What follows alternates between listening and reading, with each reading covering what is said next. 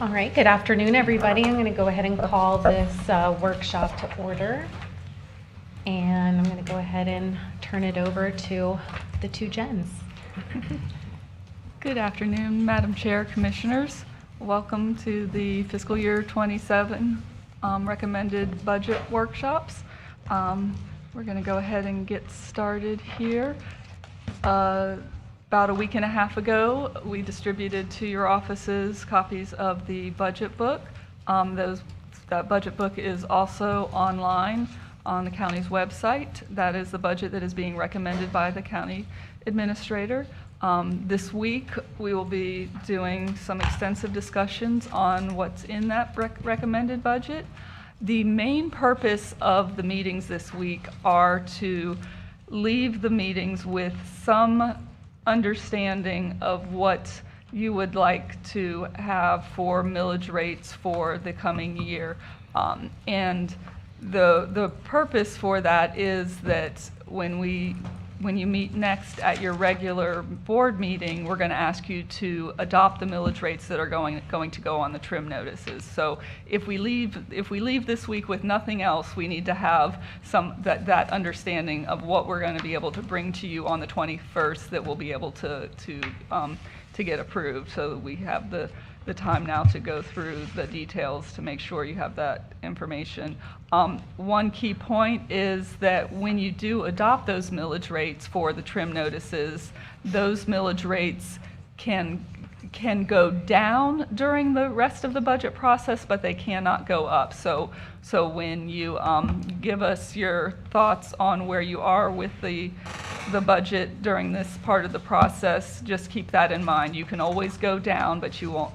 Each individual rate will not be able to be raised after you adopt the trim rates on the 21st. So the next part is, like I mentioned, that on the 21st you'll be adopting the trim millage rates. And then in September, we have two budget hearings. On September 3rd is the tentative budget hearing, where you will adopt the tentative millage rates and tentative budget. And then 2 weeks later, on September 17th, is when we're scheduled to adopt the final millage rates and the final budget.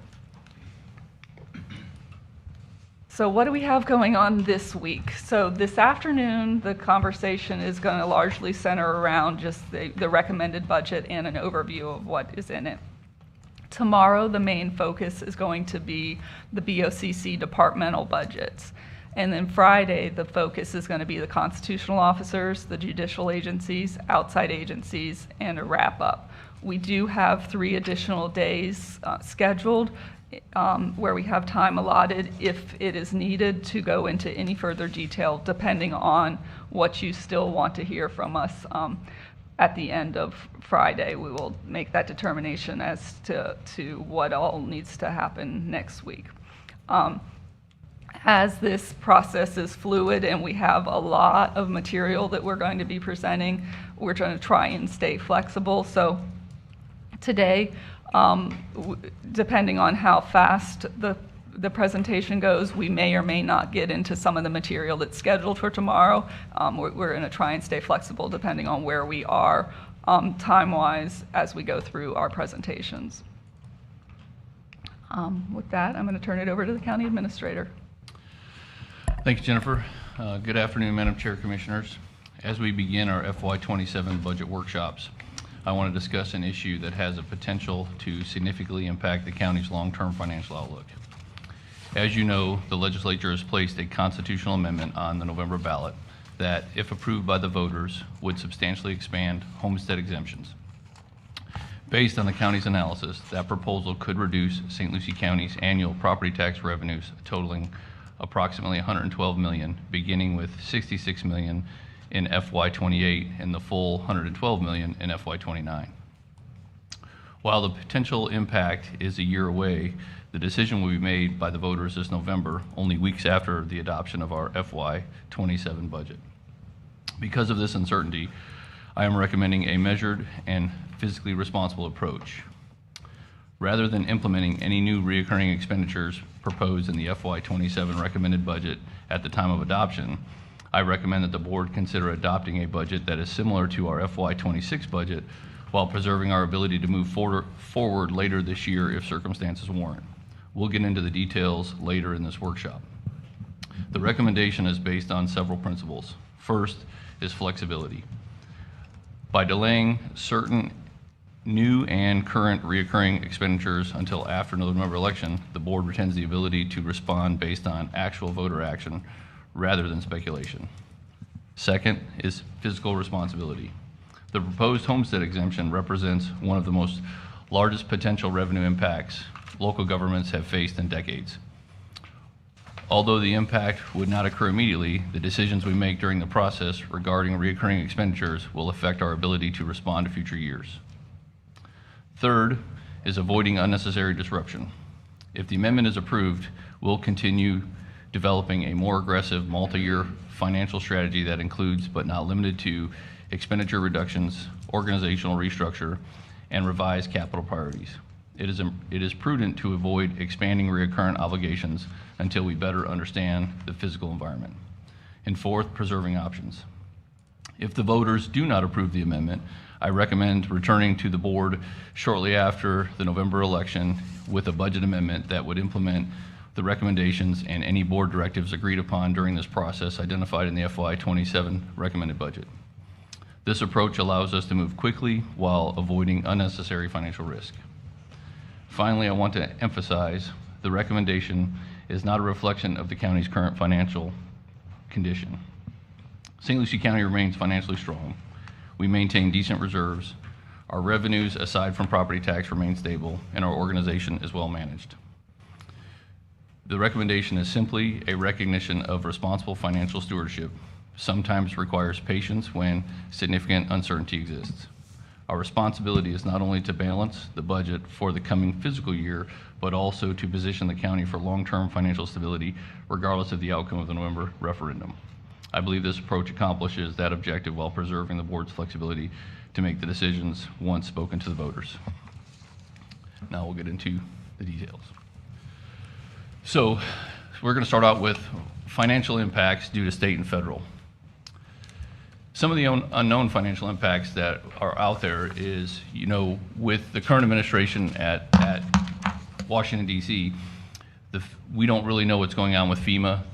There was talk right in the beginning of the new president that came on that FEMA was going to get a hard look and restructured, and we still don't know the outcome of that. So based on that, what we've seen so far is some of the disaster recovery has been shifting to the state from the feds, and then the state shifts it to the county. So by having that going on and not knowing really where FEMA's at and what's going to happen with FEMA, we don't know what future financial impacts are out there.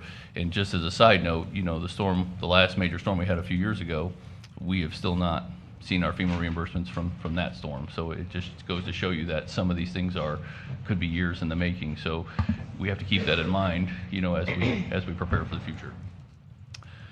One of the other ones, which is concerning, because it could affect at any given time, is the Federal Office of Management and Budget proposed changes to the federal grant rules. Some of the key things in there is that they could eliminate your grant mid-year, mid-construction, mid-through process. They could take the money away halfway through. So when you look at this slide, you could see that they could award us a grant on something that is needed to be done that we could be matching, and we could get halfway through it, and they could just stop it and stop funding us, and then we're left to fund the rest of the way ourselves or figure that out. So that also poses an unknown risk. Some of the examples of the 2026 state legislative changes with potential physical impacts. As we all know, House Bill 4011, Mosquito Control District, if the referendum is approved in November, our district boundary will expand, and those services will need to be provided in that expanded district. Interestingly enough, if that district does expand, the revenue that will be collected from those properties assessed will not meet the expense it will cost to serve that expanded area. So we'll have to have that conversation, if it gets passed. There's also a couple of other House bills, 927 and 399. 927 is local land planning and development. So they've installed quicker review deadlines or the potential for entities to get refunds if we don't meet those deadlines, expedited reviews of plats, expedited reviews of building permits. So this could create a negative physical impact, and personnel demands that we will have to address here at this local level, regardless of what happens with the property tax. Land use and development permits, House Bill 399 requires adoption of policies and codes to assess residential compatibility in residential categories. And if the applicant proposes mitigation measures, the government may not deny the application or the compatibility grounds unless the denial includes written findings stating that the proposed mitigation measures are inadequate and that feasible mitigation measures do not exist. So basically, this is another, another impact to the Planning and Development Department that, we may have to, I deal with staff increases, but without the revenue for those staff increases to meet these demands. You also have House Bill 803, building permits and inspections. It reduces permit fees for private providers and establishes a quicker review. So that has another impact that we'll be facing. So, and the reason why we're going to go through a lot of these is we're setting the table, right? So on top of what's happening at the larger level, this is what we're dealing with every year, aside from just the property tax thing, and this is why we put together kind of the budget that we put together to present to you. And it's going to be kind of the ongoing theme throughout this. And at any point in time on any one of these slides, if there's a question for some clarity or deeper dive, jump right in and do so, right? This is one of the things that we forget sometimes when we're in this process, and we didn't talk about it when I started, is this is a conversation. This is our time to go back and forth and have good dialogue, answer some questions, do it. You don't have to write notes and save them for the end and go back through. We can stop at any point and engage in conversation. Some of the more unknown impacts are Senate Bill 848, the stormwater treatment. Government seeking environmental resource permits for regional stormwater systems must provide documentation. This creates another cost and it creates another impact on our workload, as you can see there. Animal welfare, this one creates third-degree felony offenses and adjusts maximum civil penalties related to animal cruelty. This could have an impact on attendance at the jail, as well as the law enforcement side, which could have an impact on their service, which they may need to come ask for more from us for that. Electronic payments made to local governments. So this is going to require us to improve or get software and machines that we may not currently have in areas that we may not currently be doing that, which has a cost to it, and the service fee that you would charge does not nowhere near cost to cover of that. So therefore, that's another increase to an impact to the budget that we're still unknown about where it's at. And then obviously House Bill 999 when it comes to elections. So this impacts the supervisor election, which could result in them needing more money during the election cycles with their issues that they're having. And as their funding 100% comes from us. And to continue on with more unknown financial impacts, House Bill 1329, local government finances.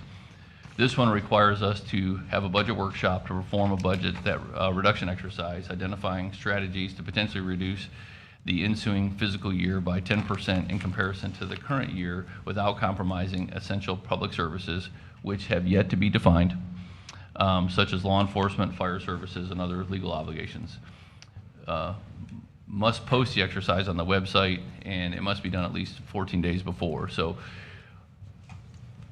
a short benefit is we can do it during this July process for September because that meets it, but we just don't know any of the rules of the game to know what that is, so that is going to have an impact on how we move forward. And that is effective January 2027, so that'll be for next year regardless of what comes on the ballot. So now some financial impacts that we can talk about that we do know is the Constitutional Amendment, House Joint Resolution 1F. Madam Chair. Commissioner Cosby. Mr. Lander, before we go to that one, if we could stick with the bills, I had a couple questions. Sure. With House Bill 927 specifically. It requires expedited reviews and things like that. Is that funded primarily through permit fees and plan review fees, or does that come out of the general fund? So they do have some fees for planning department, but it mostly comes out of the MSTU, the unincorporated MSTU. So it would come out of property tax dollars Correct. and not permit fees. Is there a way to shift it to permit fees? So you can't use building permit fees because the building permit fees have to stay in the building fund, which is 491 for building services only. So review of comp plan and zoning codes cannot come out of that fund. Okay. And then the House Bill 4011, the mosquito control district, that was something that obviously a lot of people wanted, that we were expanding the mosquito district. I'm of the mindset of wanting to roll back rates, but given that we are going to expand the district, that might be one that I would be okay with not rolling back. But with that, with the expanded territory also comes expanded taxpayers. Do we have a worksheet, or is that coming later as far as what we should expect in additional revenue from additional properties? We will be able to provide it, but just as a cliff note, right now, we currently collect 90% of the revenue that we would be collecting, no matter how big the district gets, because most of those boundaries are large-sized landowners that have very little input. It's not a whole lot of individual residential stuff. So we're already at like 97% of our collection. So even with this expanded district, we won't pick up the full 3% because it's not the entire county, but the expense to manage that area and to cover that area appropriately will not nowhere near hit the cost of But what. we'll get more detail on that with the departmental tomorrow. Correct, and Roger has some information with that. And related to that, the next item we're going to be talking about on the constitutional amendment, if that does pass, it will impact this item no Right. matter what. Okay. All right. Thank you. So financial impacts that we do know some data on based on coming, again, is House Joint Resolution 1F, HGR 1F, if approved, significantly increases the homestead for existing Florida residents, $150,000 beginning January 1 of 27, and then totaling $250 beginning January 1, 2028, and then adjusted annually by CPI after. It also limits future assessment on growth of non-homesteaded properties, reduces it from 10% to 5%, creates a 5-year residency, and restricts how counties and municipalities can spend their property tax revenue, and provides that the legislation shall, by general law, prescribe uniform procedure for a schedule of full elimination of taxes. And it requires 60%. Inside there, a little deeper dive in there, the restricts on how counties and municipalities may spend property tax. Number 2 is ad valorem taxes levied by counties and municipalities shall be used only to, and this, in the order that they're in, doesn't rank them in that order. This is just the areas that they do. So it's not 1 through 6, priority 1, priority 6 is less, or A through G. This is just the 6 things that they pick, so it's not in any specific order. But provide for public safety, including law enforcement, fire service, and emergency medical service. Providing funding for education and public schools. Finance or refinance of infrastructure, including expenditures on road and bridge, construction and maintenance, and stormwater control. Finance or refinance natural resource projects, including flood control measures. Issue local bonds for uses consistent with this paragraph, and to make debt service payments that are already for existing obligations. Meet obligations for retirement benefits of local government employees, and then fund general operations and administration of county officers and commissioners established under Article 8, and municipalities, and the expenditures approved by such county officers or county municipal government bodies, except those expenditures prohibited by general law. We're going to have a few graphics later on in the presentation, and I'll be going back and forth between these two so you can kind of understand the impacts of this going forward. Madam Chair.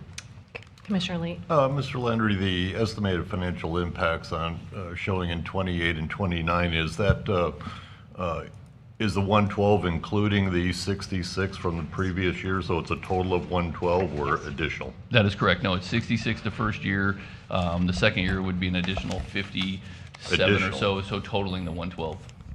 Okay. Well, it's totaling it's building up to 112, because so from that point on, the 112 would be recurring every year after, except that it'll go up a little bit because there are some escalation clauses in there, and depending on what they do in working towards full elimination of homesteaded property taxes, that could make that 112 million go Understand. up even further. But when you say total, it's still a recurring total. Got it. And one other question, going back to the electronic payments, do we have any systems currently in place for electronic payments? Say that again? With the electronic payments possibly coming in, do we have any systems set up currently for electronic payments? We do. Some of the departments have them.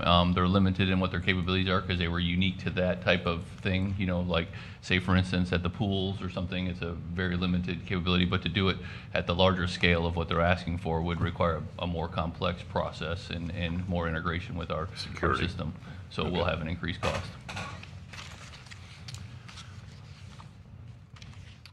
This slide represents, this is a graphic that came from Florida Association of Counties.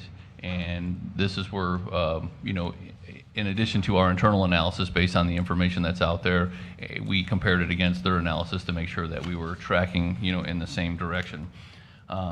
So this one, if you can look at this graphic, you can kind of see they broke it down by shades of red, and we were the darkest shade of red. We are the largest impact county in this, and that's primarily because, you know, as the old adage was told over years of years, you know, St. Lucie County was known as a bedroom community, so we have, you know, a lot more single-family home that is homestead than many other counties. So that's the only real reason why. It isn't because of a failure by governing bodies or things of that nature. That's just the way the county has grown over time. So we're the most impacted in the revenue reduction, and you can see those estimates there shown on that slide. So this is where we'll go back and forth with the graphic. So if you look at this, you know, this equates to how every single dollar of the budget of what the ad valorem would be collected, how we break it down. So if you take down every tax dollar and bring it in, you'll see that number one, 36 cents of that dollar goes to the sheriff. 9 cents of the dollar goes to the other constitutionals combined together.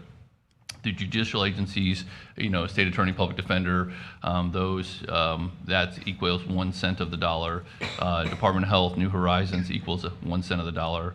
Medicaid and juvenile detention, which those fees are set. We just get bills for those. We don't get to negotiate on those. Those on average equate 3 cents on the dollar. Some of your favorite CRAs, they equate to 4 cents on the dollar. And BOCC public safety, which is our public safety, which the reason why we have that broken away from the rest of the BOCC departments is, you know, we're a unique county. We have 911 dispatches under the county, right? So that's part of what that is. So that's basically 911 dispatch and the emergency management side for our board's public safety. Then you have inmate medical, which is both inside and outside the jail, which equates to about 5 cents on the dollar from every tax dollar we collect from residents. And then the specific MSTUs, independent districts, so those are, you know, erosion district, mosquito control district, transit, stormwater MSTU, and the unincorporated MSTUs. Those equate to about 8 cents. And then all the rest of the county departments, so 9 and 10, basically 8, 9, and 10 is all within our purview, right? That is all the county departments and the dependent districts and things of that nature. So when you look at that and you look at what will be the impact of if the House Joint Resolution is passed, this is what of the dollar would disappear. And if you just put it just on one side of this, you're going to see that there is pretty much no money under just based on this dollar, no money for any county department, and it's a significant impact on our dependent districts if we prioritize them in this order. The challenges you're going to have is if, and this is where I'm going to bounce back and forth, so bear with me, and you're going to get dizzy here, is if I go back to these two slides, when you look at these, you know, provide for public safety, road expenditures, refinance or finance things, make debt service payments, retirement benefits. Some of these things are equally as mandatory as public safety, right? If you have debt payments, you have to pay those. That's not an option, right? You have retirement obligations, you have to pay those. That's not an option. So having to know that items C through G, we have some obligations in there that are non-negotiable. You know, there must be paid regardless of what happens, sort of concepts. So when you look at this dollar, those are in there. So in order to in order to get those covered, we're gonna have to shade a different part of the dollar, right? That's the only way it's going to work, for this happens, if this passes. So this just gives you an example, and this is all based on our current taxing at our current rate as it is right now. So that isn't asking for an increase in taxes, on anything. This is just, if you did it today, this is what it would be. So even today, we would have to restructure some of this dollar to meet your minimum requirements. Even if you said, we'll shut the lights off and do nothing else but pay those, you're still gonna have to shift that dollar. But obviously, there's still a want to have road services. We still have to have a building official. We're still gonna have to have some other things. So that's gonna impact the non-shaded part of the dollar, and that's part of a future conversation that we have to have. So that kind of ties back to why we don't want to make any new reoccurring expenses until we can figure this out, because we would need all of that to reprioritize how this dollar works, and shapes up. Now, and this isn't something that we're asking you five to consider alone. I think that come November, if this happens and it gets approved, it would be prudent that we sit down in a public setting, the 5 years, with your constitutional officers, and we all figure out how to skin this cat, because it's not going to be able to be done single-handedly, and everybody's got to understand the impacts of that. So, but that's just there for context for you. Any questions before I move on? So here's an example of a house on South Header Canal. My house. This is an example of a house right now. So this one, you can see the assessed value of it is $341,000. The current exemption, the $50,000, $55,000 current exemption. So you see the taxable value left there, and then you see the amounts in taxes. So currently, I pay $56.89 and 67 cents in taxes. If this gets passed, my value will go down to $91,000 minus where the school board is. So it will have a $1,768 impact to the county, and it'll reduce my taxes down only, roughly that difference. So I'll go from 56 to 232, and then we know what the impacts are on all of the services. So this just gives you a snapshot of what it would look like for somebody in a similar home to mine on a similar assessment. So for those viewing, they can see what it would look like and guess theirs in proximity. This is a house in Indian River Estates that I'll leave the person nameless, but this one you can see the assessed value of 216, and then with the exemptions going through, notice the far right column. So they go to technically paying zero for any of the county services, any beach access or parks or boat ramps or things of that nature. All of that. The only thing that gets funded, in a sense, out of this is schools and the non-ad valorem assessments that you can see on that one. So you can see the significant impact to those folks that have a house that might be assessed at 250 or less, sort of thing. You can see what happens to them when it comes to, and this would be even if they're in the cities of Fort Pierce and PSL or the Village. This is going to look the same, and then their assessments for those municipalities would probably mirror ours at 0 too. Again, so that would impact them in the same capacity that it's impacting. It's not just the county; it'll be everybody, that's impacted that way on that. Any questions on those? So again, in FY26, we're currently collecting. So for this year, we're anticipating to collect $337 million in property taxes, and that's across all districts. That's the general fund, fine and forfeiture, mosquito control, erosion, unincorporated MSTU, stormwater, law enforcement MSTU, transit, and even the South Beach erosion. Out of that $337 million, if we're looking at FY26's budget, you issued out just under $197 million for constitutional offices, state mandated, federal mandated things, Medicaid, CRAs, juvenile detention, health department, mental health, leaving the 140 for county services. So if you think back to that dollar, that's why that dollar pretty much disappeared all that way. So in all essence, out of the $337 million that is collected, most people at home think that you collect, this or more, and you have it all at your disposal, but they don't realize that you're actually running the county on a third of what's collected. And 2/3 of it you're giving out to all the requirements that you're constitutionally have to give out, as far as that goes. So you're only really running on 1/3 of what is collected from the residents. And of that 140, again, that's including transit, mosquito control, erosion, things of that nature. So if you just took some of those dependent districts off, if you took erosion district off, mosquito control, because I think everybody in the county would argue, a majority of the county would argue, mosquito control's vitally important. Erosion, beach erosion is vitally important, right? Those are critical things. Stormwater is critical, there's a strong argument that, public transportation is a very vital, thing for economic success in the county as well. So if you took those 4 off, your 140 is actually around 105, 107. That's what is running the rest of the county departments that are here in this room today, that way. So if we're getting hit with a 112, we're already in the hole before we even start the first service. So with those, we're looking at, the future's approaches, and we're looking at everything. So these are just some examples of some of those. So as we're asking you to look at, holding off on any future reoccurring expenditures, new ones, kind of mirroring 26 minus a few things, and we'll talk about those through the process. We're going to continue looking at decreasing expenditures and looking at any other ways to find costs.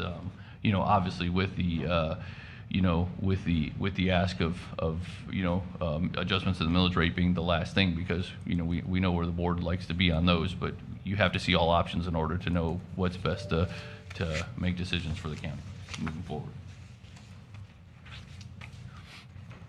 So a couple of other things that some of the things that we've already put in place is, since April of 26, we've put a hiring freeze for non-essential personnel. Obviously we're still going to hire 911 dispatchers. We're still hiring heavy equipment operators at the landfill, and some of those that are enterprise fund driven, that aren't tax fund driven. If we do have a critical fill in the planning department that because of all the statutory requirements, we will move forward with that. But across the board, we've froze on positions. We've also did a purchasing freeze on non-critical expenditures. We've been reviewing all contracted services to see which ones that we need to continue, or there's some that we don't need to have anymore, or we can just put on pause, for now. And we've also had an impact on travel and training, unless it's essential for the job requirements. And there are some of those that are statutorily required that even if we didn't want to pay for them, we still have to in order to have people in those positions and receive the money from the state. So some potential other strategies that we're looking at is freezing community events, looking at different revenue diversification options for efficiency, and looking at consolidation of entities. So this is an ongoing process that we're going to continue to keep looking at through November, and then moving forward if it passes in November. So we started putting this book together back in January, and we've been working on it all the way up, and then obviously it wasn't until the last 30 days prior to us getting in here that everything went from 0 to 100 up at the state, and they approved a budget, they approved the House Joint Resolution, they approved everything, right? So it was near impossible to go back to the budget book and redo everything that I'm asking you to consider in the book. So I know what we're talking about over the next 3 days is going to look different than the book, but we will identify all the things on a separate document for you to understand that these are the specific things that we're asking not to move forward on until after November. So it'll be clear as could be to you, but we'll talk them through in there. But that's why the updated recommendation is, pausing the recommended increases for organizations that are increasing the reliance on property tax, proceed with budget reductions, and strategically pause some of the capital projects. That we have some of our projects that we've been working on in multi-year phases to put together, and we're asking for you to pause on all of those and just hold on them, not eliminate them or cancel them, but just pause on them. And then if the ballot passes in November, we'll have to sit down and look at those, and they all may have to be canceled or repurposed, or reevaluate at that time. But we don't want to do it now, because if it doesn't pass, we want to continue moving, because those are critical things that we need to do if we're not going to significantly have to reduce services, that way. And the key thing is all we're asking, and this is going to be the hard ask for you all, and the hard ask for all those affected, is all we're asking is that they consider waiting 34 days. Because, October 1 is the new fiscal year, and November election is November 3rd. You could coming out of this meeting, you could give us direction to have a meeting scheduled on November the 4th or November the 5th at 6 p.m. for a budget amendment, and we can lock that down. And if this doesn't pass, we can come to the meeting and you guys can make your budget amendment and fund the things that you think need to be funded at the levels you decide you want to fund them through this budget process to all the agencies. But we're just asking for you to really seriously think about that 34. It's only 34 days. And that 34 days could have a huge impact on the next 2 years here in St. Lucie County. So the county's outlook. Our focus remains on maintaining services for our community. So the recommended budget is a flat budget for BOCC operations, and that maintains our commitment to public safety, housing, transit, airport, roads, stormwater infrastructure, parks, port, airport, utilities expansion. Our population is exceeding 390,000 people. The service demands keep exceeding the funding. We have legislative and economic outlook demands that need for long-term tactical planning. The budget is conservative and prepares the county for the future, and it prepares for future potential budget shortfalls, and it prioritizes capital projects with direct community benefits. And it's to maintain the physical position and reduce and avoid service reductions. So given the magnitude of the potential revenue reduction to the FY28 budget and beyond, the county needs to take all appropriate measures to best position itself to be able to address potential drastic reduction of revenue while preserving critical services to the greatest extent possible.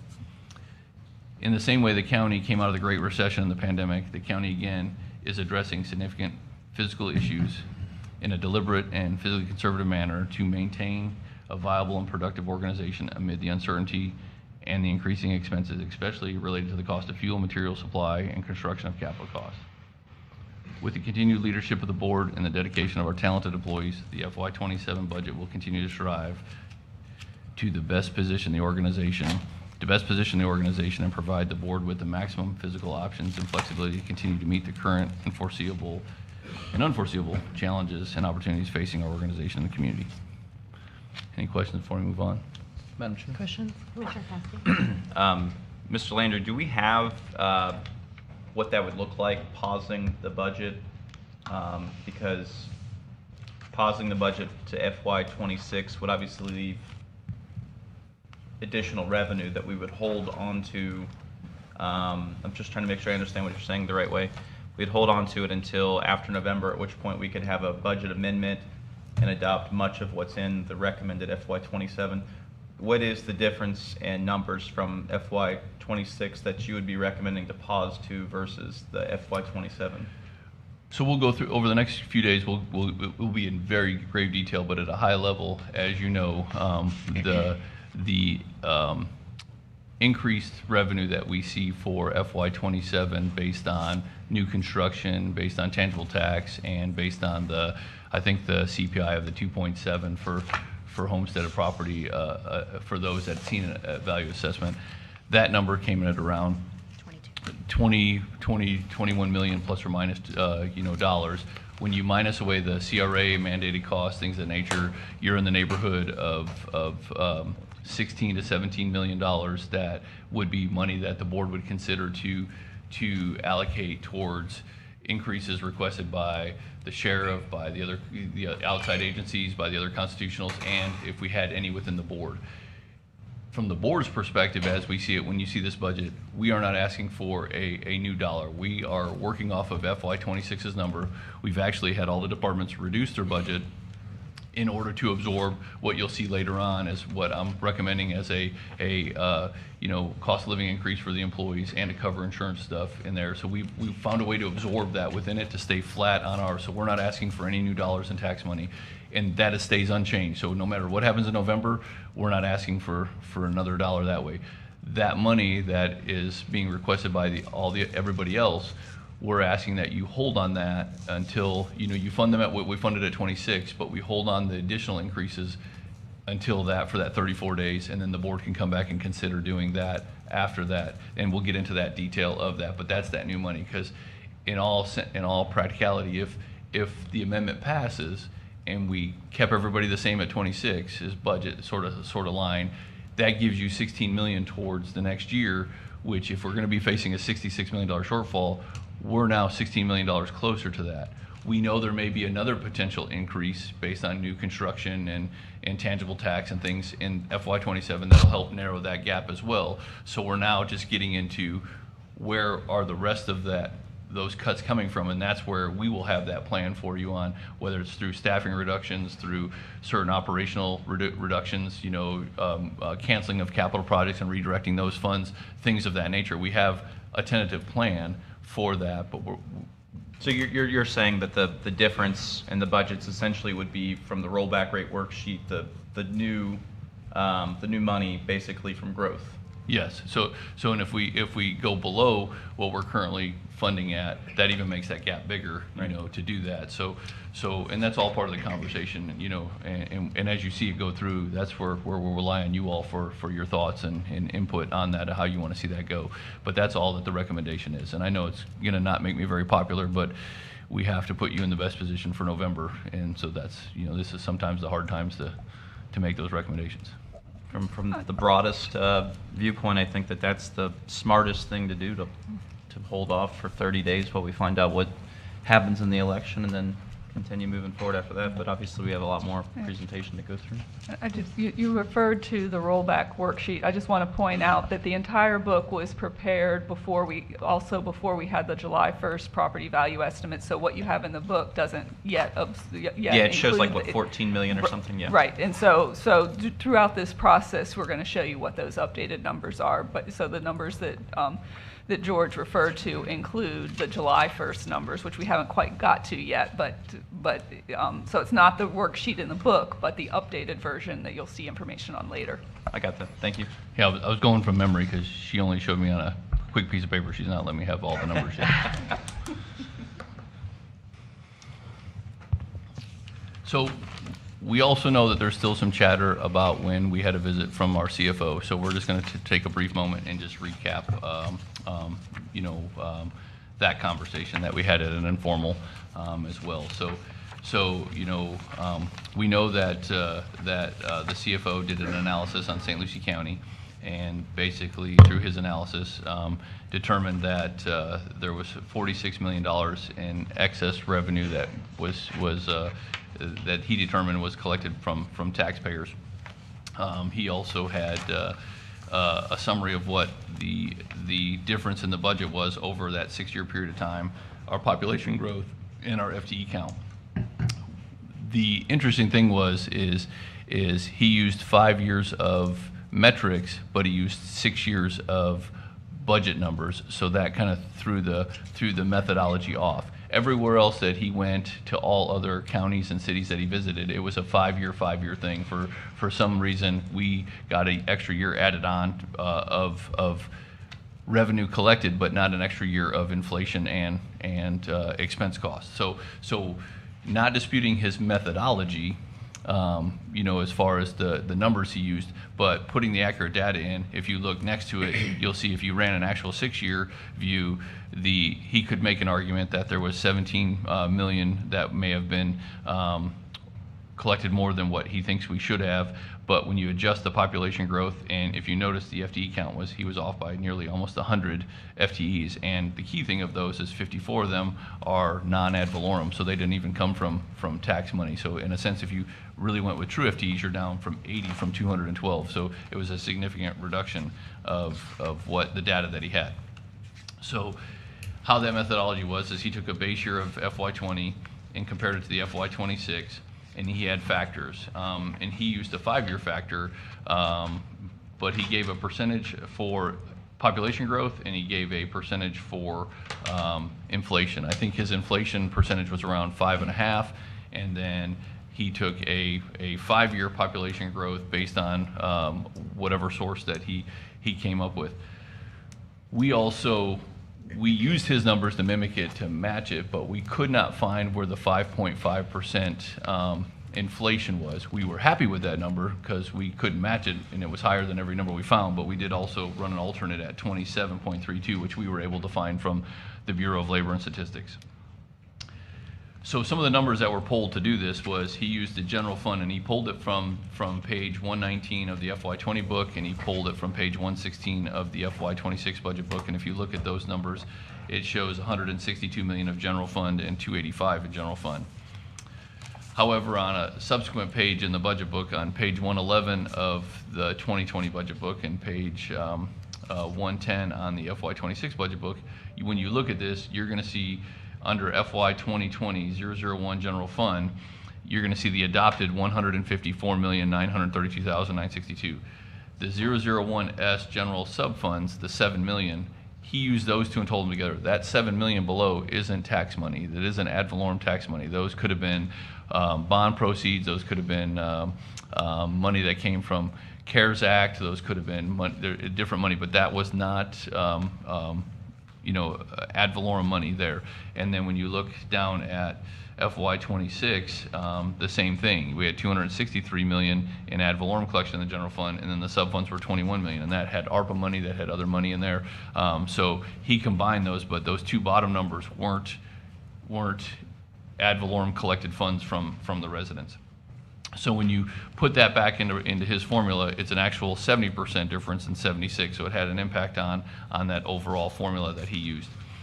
And when you run the 6-year formula, that's kind of how we that's how we came up with the 17.8 million difference. But if you use the alternative inflation rate, which we could verify through Department of Labor Statistics, so we actually took it a step farther, and in a sense, one could argue, told on ourselves more, we could show potential of 24 million, in a sense, but we want to show accurate numbers. We want anybody to be able to go back and look and say, where were they pulling numbers from? Because, you don't want to be accused of just making up random formulas to drive an outcome the way you want it. So we wanted to be able to show some educated formula. What was interesting, though, is during that same press conference, at about 13:10 during his press conference, and for those of you that I know probably watched it on YouTube 100 to 200 to 500 times, if you go back to this time frame, he did reference that he wasn't so disappointed in the over collection, but it was how it was used, and it should have been used on capital or back to infrastructure, things of that nature out there, which I was like, well, ta-da. We used more than that on that stuff. So if you look at FY24, 15 million. Now, I only pulled 3 years. I didn't go 6. I could have went back all 6 years. That number would have probably been closer to 80 million or so of the money used, but I only went with 3. And so FY24, 15.8 million was put, and you can see where that money went in capital improvements. In FY25, 19 million additional went there, and you can see where most of all that money went between airport animal shelter, jail medical, Hands Clinic, things of that nature. And then FY26, another 14 million, and you can see where those all went in that way. So in a sense, a total of almost 49 million. So even if somebody out there wanted to say, we don't believe the county's numbers, we believe, the CFO's numbers. Well, if you look at 1310 of his press conference, he said we should have used it on capital. We can prove that we used 49 million over 3 years into capital and infrastructure and not reoccurring, expenses here at the county. So that just kind of wanted to recap that and, kind of share with you there and note that obviously, if we have a $112 million reduction over the next 2 years, most of this is a moot point. Madam Chair. Commissioner Townsend. Mr. Landry, I'm glad that you brought up about the art funds, because that was the one thing that he did not state. I called Blaze and had a one-on-one conversation with him the very next day, and I have requested the line-by-line audit that he did. I've yet to receive it. I also asked him if he would do a forensic audit. He told me he did not have staff. If this board would like to have a forensic audit, I'm happy to pay the money to have it done. I think we should have a forensic audit done. But if you're going to put stuff out there, back it up, and if you did it, you have the material, and the commissioner's asking for it, then you need to send it to us. So I appreciate you putting this into the budget. Thank you. Thank you, Commissioner. Any questions before we move on? So great news. You get to stop hearing my voice for a little while, and you now get to turn it over to much more better sounding voices of the Jennifers. I was about to say he was kind of Debbie Downing the whole thing, so I'm going to try to pick it up a bit. Okay. Yes, please. You try. Okay, the first slide we're going to go over is the population estimates prepared by Bieber, which includes the high and medium-low growth projections. Our current population has already exceeded 381,000, reaching the low projection for 2025, approximately 2 years ahead of schedule. Looking further ahead, the county's population could increase to as much as 687,900 by 2050. Growth and broader economic conditions directly influence the development of the county's recommended budget. Our community is experiencing impact and growth, population growth, supply chain pressures, rising food and fuel costs, and a tight labor market and overall inflation. These factors create financial pressures for residents and counties alike.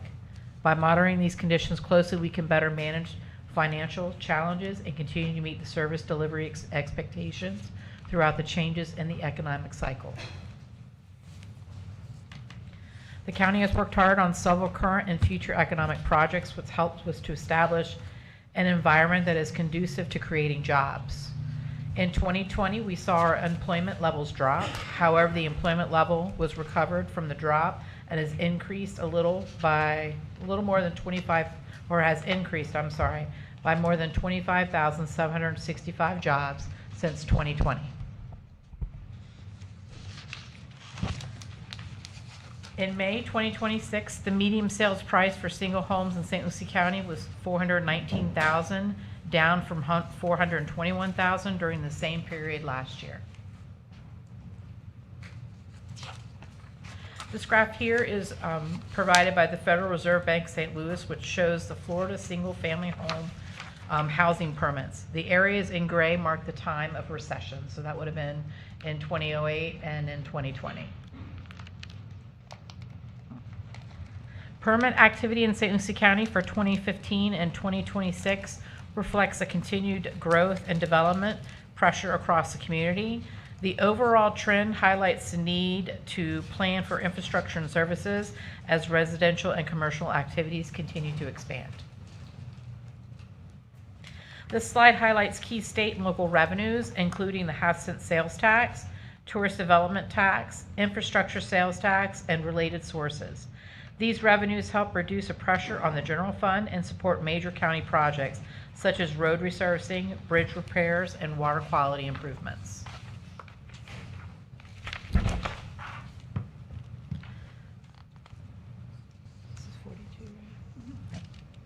Population and employment levels ultimately impact a state's total economic output. Representing here is the GDP and the PCPI. While their levels are useful for their year-to-year growth, tends to be better indicator of the expectations of the underlying economy. As shown in this figure, real GDP growth is expected to be 2.5% in 2026 before dipping to 1.9% in 2027. However, from Florida Tax Watch sees consistent output growth immediately rebounds to 2.9% in 2028 and stays slightly above 3% for the rest of the period. The PCPI shows similar output expected to increase across the entire 10-year period from 88,000 to 126,300, an average of 5% year over year. It should be kept in mind that this is not control for inflation, so actual purchasing power is still expected to increase, but at a lower rate. In May 2026, the Consumer Price Index for all urban consumers rose 0.5% on a seasonal adjusted basis. Following a 0.6% increase in April, the overall past 12 months, the index has increased by 4.2% and is not seasonally adjusted. The index for all items excluding food and energy increased by 0.2% in May, seasonally adjusted, and rose 2.9% over the year, not seasonally adjusted. Jennifer, can I pause 1 second? Pause. Back there, one slide. So, Madam Chair, Commissioners, I ran a little exercise, and I wanted to stop on this slide for a second. So, most of the information that we look at is, the last, say, 3 to 5 years, right?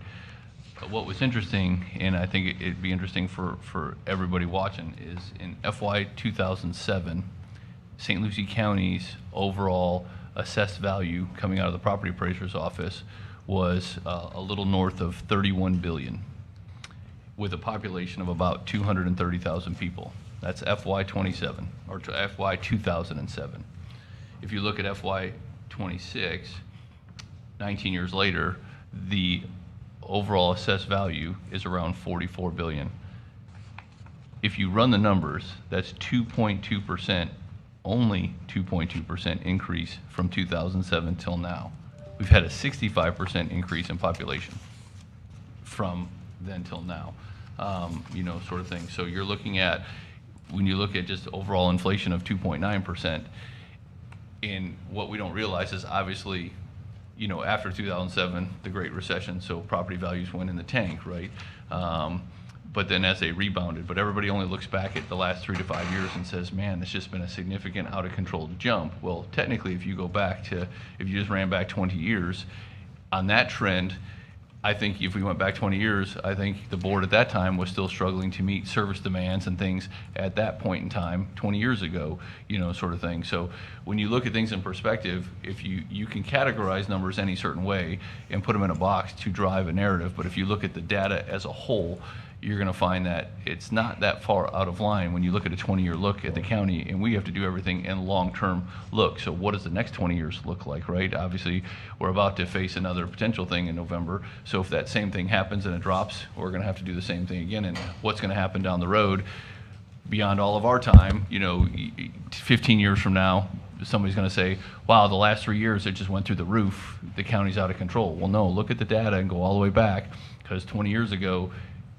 I was amazed when I seen 20 years ago 31 billion for assessed value on a population of 230,000, and we're only at 44 billion on a population of almost 400,000. So that just shows you that our home values did not climb back to where they were back in 2007 on that trajectory that they were on prior to the Great Recession. So we have not fully rebounded yet, to where that was. So it's just food for thought to keep in mind, because inflation, all these other numbers you can run for however many years you want, but it seems like when it gets into what we're charging, everybody only wants to look at the last 5 years, but we're running off of a much longer calendar than that. But I just thought it was an interesting point to share with y'all.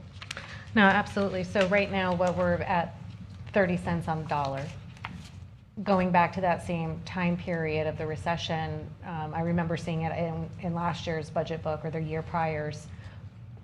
We were going into reserves. We weren't even taking anything out of the general fund. We were literally 0 cents of the dollar and running everything on reserves. So, and then just to compound on that, and maybe if there's time, they can pull it up at the end, but talking about values and everything. So my old house on Pueblo Terrace, I bought it in 2002. In 2019, I was still paying less taxes than I was in 2003. Once we hit that 08, they just kept falling. Obviously, I think around 15, 13, they started to climb. But again, 2019 was still paying less taxes in 2003. So that just, again, goes to show that is a real example. And that's verifiable. It is, and if you look at if you're living in a house today and you do nothing, you didn't refinance it, you didn't just buy it, you've been in a house, it's homesteaded, you have your homesteaded value, and if your house jumped $100,000 in assessed value in a year, you're only gonna see, as for this next year, 2.7% of that, increase. You're not seeing the full amount of what that tax increase is, and unfortunately, because we have so much information to put out in the time that we have and all the documents prepared, we can't put a 200-page document together on how to understand the 3% homestead is all it is year to year, no matter what the assessed value comes back at. And so when and part of that is the property appraiser was in the newspaper, thing said it was a roughly 7% increase this year. So I guarantee you that there's people at home going, see, I got another 7% increase on my home. But that's not a 7% increase on your home. It was 7% total. So you take the new construction, you take the tangible tax. If you pull those away, probably only 30 to 40% of that 20 million we were just talking about is from the assessed values on the homes. The rest of it comes from all those other things, and it's hard to break that down because we only get a total number, each year to base the millages off of. So it's not all 7% on the homeowners, sort of thing. And it's just too hard to sit there, and we could spend probably a week in a class and talk about that and still not cover all of the questions and points. But I just wanted to kind of bring that up there. Yeah. And I'd like to add to Commissioner Fowler's point. When the Great Recession hit, we did have significant cuts at that time. We cut hundreds of positions and several different county services. And as part of that, though, even with all the cuts, we still had about a 10-year period where every year we were living off of the reserves somewhat, and you really should never build your budget that way, but out of necessity, we couldn't cut things fast enough. But part of those cuts were capital maintenance. They were the repair of our roads, they were the repair of roofs and AC units and stuff like that.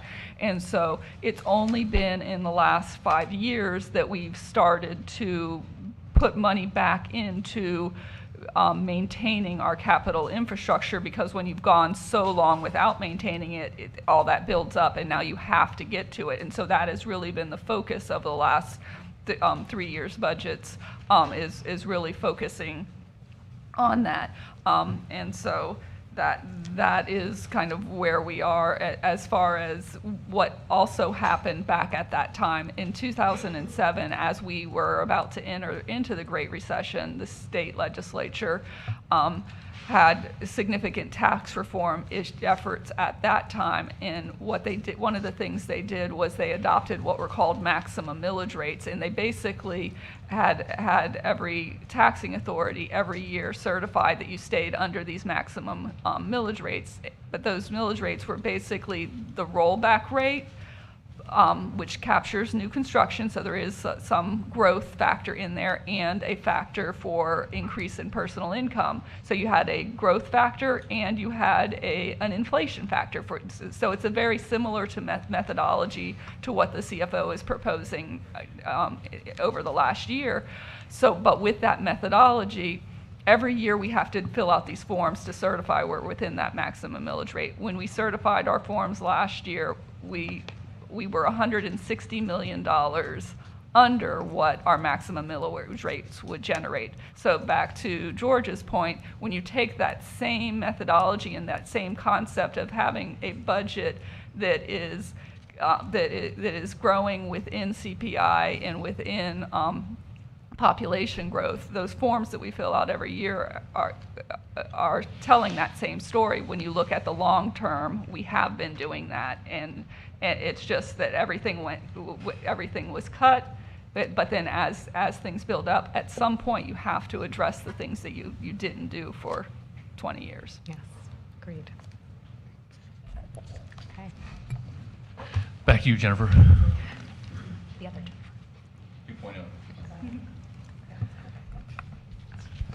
Back to me. It's back to me again. Okay. As of April 2026, the state unemployment rate was 4.3%, below the national rate of 4.8%. St. Lucie County's unemployment rate is 5.3% in April of 2026. Because the state is considered to be be at full employment, the county is expecting to continue facing significant hiring challenges. Just one point on this slide. One of the reasons it looks odd is because in October 2025, we were under a government shutdown, and so data wasn't collected at that time. And they didn't go back to collect it either, so. What an increase. So, on the unemployment side, the national economy risk factors for unemployment. I lost my place. Florida's seasonal adjusted unemployment rate was 4.8% in May of 2026, unchanged from April's 2026 rate, and is up 1.1% percentage points from a year ago. There were 531,000 jobless Floridians out of labor force of 11,145,000. The U.S. seasonally adjusted unemployment rate is 4.3% in May of 2026. The annual property valuations reflect continued growth in St. Lucie County's taxable base, influenced by new construction, rise in market values, and changes in property activity. The trend shown in the graph highlights steady valuation increases over time, with a decline starting in 2025. Total just market value and taxable value have both increased over the years, reflecting continued growth in St. Lucie County's property base. The gap between the two values highlights the impact of exemptions, assessment limits, and other adjustments that reduce the amount subject to taxation. Florida's population is expected to increase by 2.3 million people from 2026 to 2035. Although the state's overall population is projected to continue to increase, fewer people are expected to move to Florida each year through 2035. In 2026, 895 more people are expected to move into Florida than out each day, although although by 2035, this number is expected to fall to 689 people. I heard they're all moving to Port St. Lucie. Annual visitors totals are still projected to increase, but the pace of growth has been revised downward. High energy costs continue to affect transportation and tourism activity, contributing to slower expected growth. Tourism growth is expected to slow to a decade low 0.8% in 2027 before stabilizing near 2% by 2028. We're going to talk about governmental budgeting. Florida Statute 129. A budget system, basically I'll talk about what's on this slide. What 129 says is the budget system for managing the finances of the Board of County Commissioners must be prepared, approved, and executed for each fiscal year in accordance with the statute 129.01. For each fund, the budget must identify revenues, expenditures by organizational units, and the budget must be balanced. The budget structure, the government accounting standards require that government budgets be divided into funds to account for restrictions and how the money can be spent. These restrictions can come from a variety of sources such as federal or state law, county ordinances, or contractual requirements in the case of grant funds. When discussing the budget, we typically focus on two funds, the general fund and the fine and forfeiture fund. These funds provide the board with the greatest flexibility in allocating resources. The general fund accounts for resources that are not restricted to a separate fund, while the fine and forfeiture is established by state law for court-related, criminal prosecution, and law enforcement functions. Although fines and forfeitures are deposited into this fund, its primary funding source is countywide property taxes.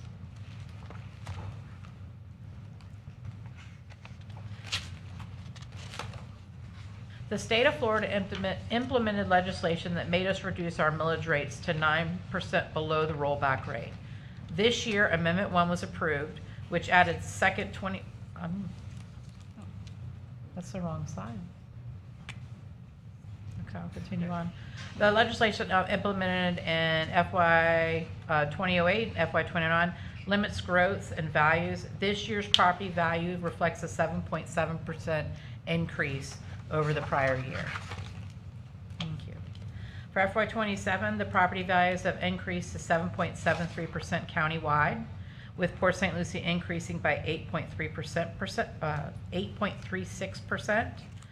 Fort Pierce increased by 7.43%, and the unincorporated area increased by 6.4%.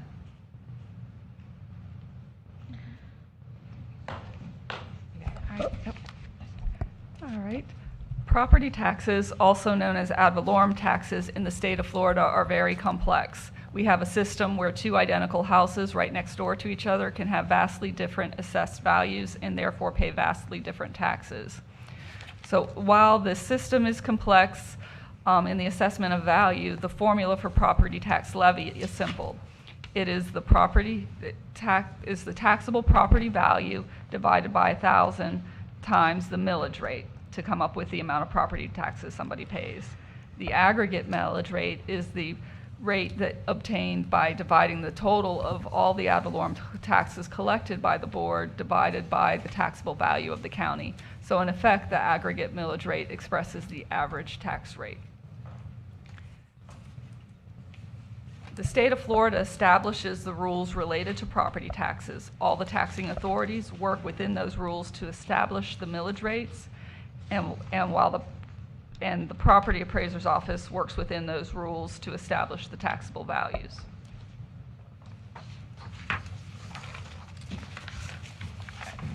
So there are the two factors, the millage rates and the property values. The first factor, the millage rates, are represented on this slide. During the current fiscal year, the aggregate millage rate for all taxing authorities in St. Lucie County was 21.5570 mils. Of that, 7.997 mils were levied by this board for funding of board operations, as well as constitutional officers, dependent districts, and municipal service taxing units.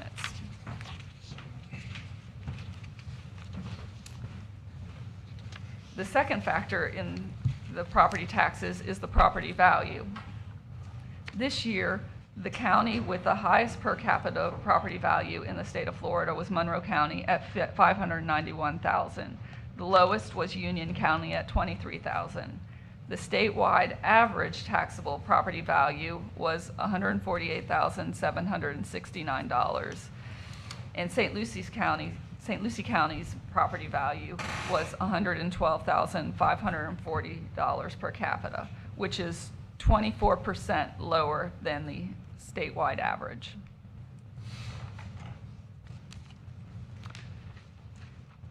Since the Board of County Commissioners doesn't have control over all of the taxes on the tax bill, we analyzed the portion of the tax bill that relates to each Board of County Commissioners in the state of Florida. The services under each jurisdiction can vary. The lowest aggregate millage rate was 3.3544 mils, which was Monroe County, and the highest was Dixie County at 13.6874 mils. The 67 county average was 7.6922 mils, and the St. Lucie County aggregate millage rate was 7.997 mils. So a couple points on this slide. As I mentioned on the last slide, the highest property value was Monroe County, and on this slide you see the lowest millage rate is Monroe County, and one of the reasons they're able to operate and have such a low millage rate is because they have such a high property value. The other point is I mentioned on the last slide that we were 24% below average in our property values. On the millage rate, the Board of County Commissioners portion of the tax bill is 4% higher than the statewide average.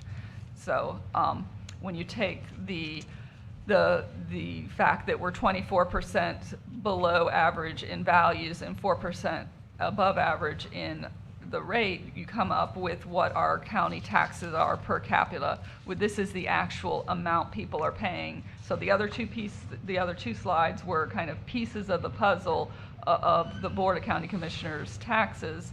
This is kind of what all that looks like when you take those two pieces together.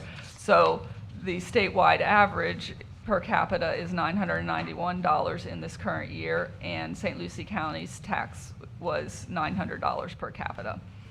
The highest county at $2,166 was Martin County Board of County Commissioners, and the lowest county at $236, I believe it's Union.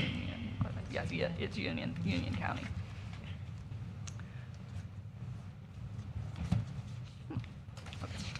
So this represents the comparison between our taxes per capita and our neighboring counties. So as I mentioned, we're at $900 per capita. Indian River County is at $1,134 per capita.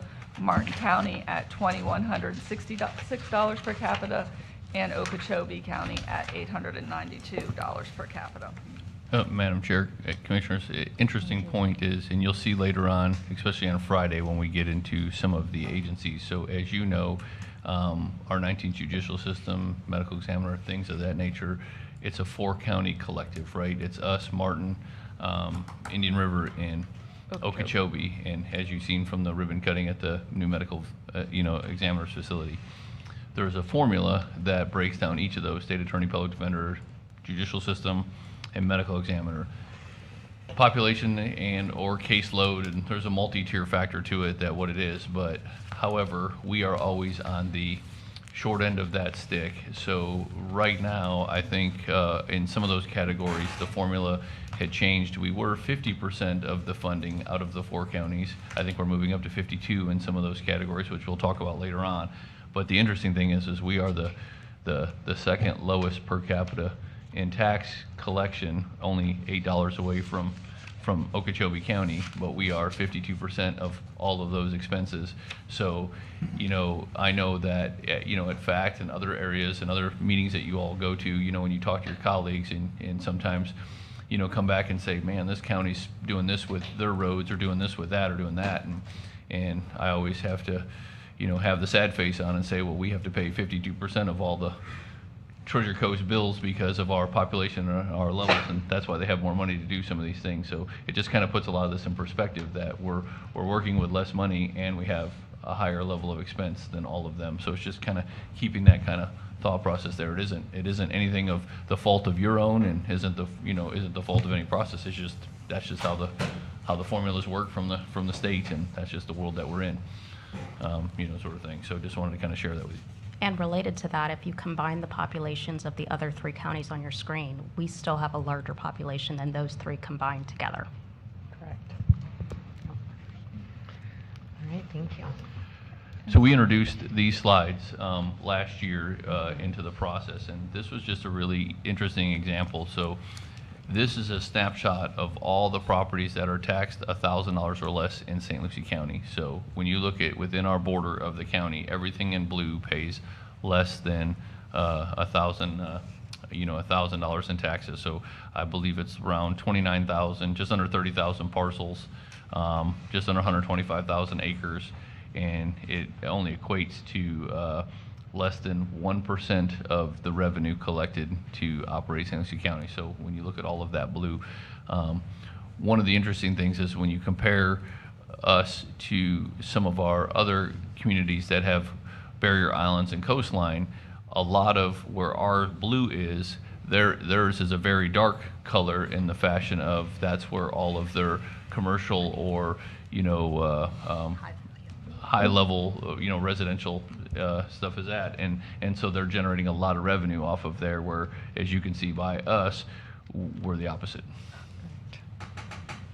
So when you look at that, you see, and what we wanted to show is when we introduced these things in over the last 2 years, you can see the change. Or last year, you can see it was 1.24% of the value came from that, and now it's decreased even more. So we've picked up more parcels that are, it's less parcels, I should say, a few less parcels, but it equates to 0.93% of the revenue collected is less than that. This slide gives you properties that have agricultural exemption, those are in orange. Properties that are owned by a public entity, that's in yellow, and then properties with an assessed value less than 50 grand is in purple. The yellow, when you look at yellow, don't misunderstand, that's not all land owned by the county. That's all public municipalities. That's South Florida Water Management District, City of PSL, City of Fort Pierce, county, the village, the state. That's all public lands. And then orange is obviously everybody with an ag exemption. And then what boggles my mind is, when you work your way east towards the water and see how close to the water, there's still some orange in that arena, as well. And that's obviously prime real estate that way. But it's just a great example of showing you that all of these, colors here combined, and we can go back and forth on these, but this one here will give you a snapshot of just the data. But when you look at that, you're talking, 272,000 acres, and it's only equating to 2.9% of the revenue collected, from ad valorem in the county. So when you look at that, that's a lot of land that is paying very, very little, but has a demand on service. And then you get to those that are greater than 50,000, and you can see that is the least colored chart in St. Lucie County on there, and you can see those, and that equates for the 97% of the revenue collected.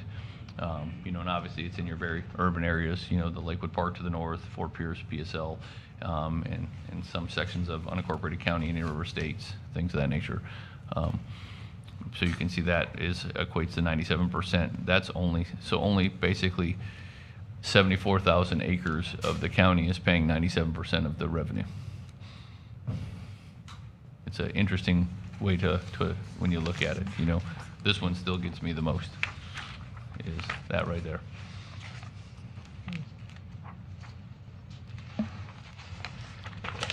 So back to Jennifer. So, as I mentioned earlier, the process for assessing values and the millage rates for property taxes is governed by rules established by the state. This is just a sample of one of the forms that taxing authorities and the property appraiser use to submit to the state to ensure that we're in compliance within those rules.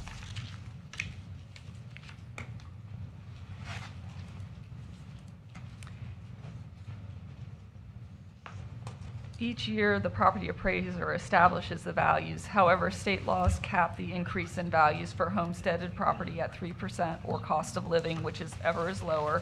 This year, the cost of living is 2.7%. So homesteaded properties are capped at 2.7% of increase in their assessed value for the coming year. And non-homesteaded properties are capped at 10%. However, property values could be higher than these two caps under certain exceptions. Those exceptions include changes in control or ownership of property, new construction, additions or improvements, changes in eligibility for exemptions. This is one area that the proposed constitutional amendment would also impact, in addition to the increases in homestead exemptions that we discussed earlier. The legislation would also it would decrease the cap on non-homesteaded property from 10% down to 5% in future years. So in the last few slides we have, before we wrap up the outlook and the financial impact and everything, is government duties, powers, and essential services. So I know while you all are out and about, or in your dealing with constituents each day, they always ask you all a lot of questions on why do you do this, why do you do that, why are you paying for this, why are you paying for that. So we thought it'd be prudent to show Florida Statute 125.01 basically shares what you are mandated or responsible to have to do as a county. So you have to provide and maintain county buildings, provide parks, preserves, playgrounds, recreation areas, libraries, museums, historical commissions, and other recreational and cultural facilities and programs. Prepare and enforce a comprehensive plans for the development of the county. I know that's Commissioner Clasby's favorite one. And then we have establish, coordinate, and enforce zoning and such business regulations as necessary for protection of the public. Adopt by reference or in full and enforce housing and regulated technical codes and regulations. Establish and administer programs for housing, slum clearance, community redevelopment, conservation, flood and beach erosion control, air pollution control, navigation and drainage, and cooperate with other government agencies and private enterprise. Provide waste and sewage collection and disposal, and water and alternative water supplies. Provide air, water, rail, and bus terminals, port facilities, public transportation, arterial, toll, and other roads, bridges, tunnels, or related facilities. Regulate placement of signs, lights, and other structures within the right-of-way. levy and collect taxes for both the county purposes, providing municipal services and any municipal service taxing unit and special assessments. And then, use of ad valorem to purchase any or all interest in land for protection of natural floodplains, marshes, estuaries, wildlife management, restore the ecosystem, enforce building code, amongst others. And then, no county revenues except for those derived specifically or on behalf of a municipal serving taxing unit or special district or special district unincorporated area service area program shall be used to fund any service or project by the county when no real substantial benefit occurs for the property owners or residents. So I know you get asked a lot of times, why are we doing this? Why are we buying this parcel of land? Why are we doing that? Or why are you funding this? Or why do we have that? You have, Florida statutes that are driving what we have to do and what you have to do, you're obligated to do. And so what's interesting is obviously with the House bill, the House Joint Resolution that's limiting what you can spend your money on, then you have a Florida statute that says these are the things that you have to do. So I imagine that there's going to be more conversation that comes post-November if this passes, because there's a lot of things that say you have to do, but then a lot of things that they're saying, yeah, you don't have to do those if you don't want to, sort of thing. And I don't think that hasn't been cleared up yet, sort of thing. So there's just a lot of information. So what it all does is it just makes for a very complex and comprehensive process in which we ask for you to allocate, tax dollars, and hence why this process takes the time that it takes to go through. So with that, pending any questions that you have on what we've covered thus far, we kind of had a plan that this could potentially take most of this afternoon. So, if the board wanted to, Madam Chair, we could, take a break and then come back and start departments, or we could stop here and start in the morning. It's whatever the flavor of the board is. Absolutely. What would the board like to do? I have a question, please. Commissioner Madam Townsend?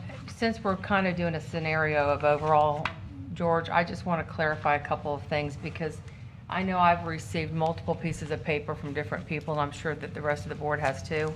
So I think it's important for us to have the facts so that when we begin and start breaking things down in departments, we're all on the same page with the numbers. So I know that there's been discrepancies. I've received 3 different pieces of paper from different individuals, one being the sheriff, that they are putting out the number that we have in our reserve.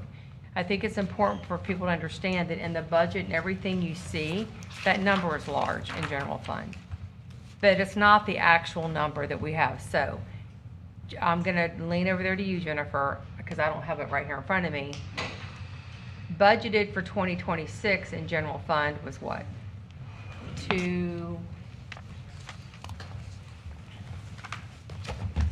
see if I can go there.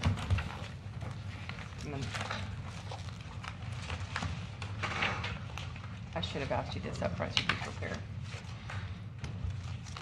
For 2026 budgeted at that particular time, our ending, this one right here, What was budgeted? 106, 106. Okay, so I only point that out because everybody thought we had 106 million that was just going to sit in general fund and wasn't going to be used for anything. That's not the case. As you can go in and look at now, if you've met with the girls, currently today we sit at 70 million in our general fund.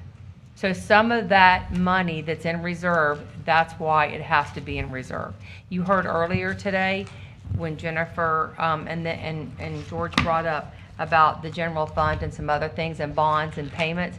They're non-negotiable. They have to be sitting in there, and people don't understand that the general fund is not a savings account that just sits there. It's an account that's there for an emergency, hurricanes and tornadoes and things that happen that are unexpected. If something comes up and we need that money. So from $100+ million to be down to 70, it shows you how much we had to take out of that number just for this year alone. The other thing is, 5 years ago, the board, and I see some of the citizens budget people here, so thank you all for being here today. It was their goal and our goal that we were going to hold 25% of what the budget was in reserves. That was the magic number. We're not there. Like, for us to be at 25%, to have in our general fund, we need $250 million to meet that goal. We're not even close. We're far from that. So I know that, like, when people come to me and they ask me questions, it's important for me to explain that to them, for them to understand, because they don't know what we know.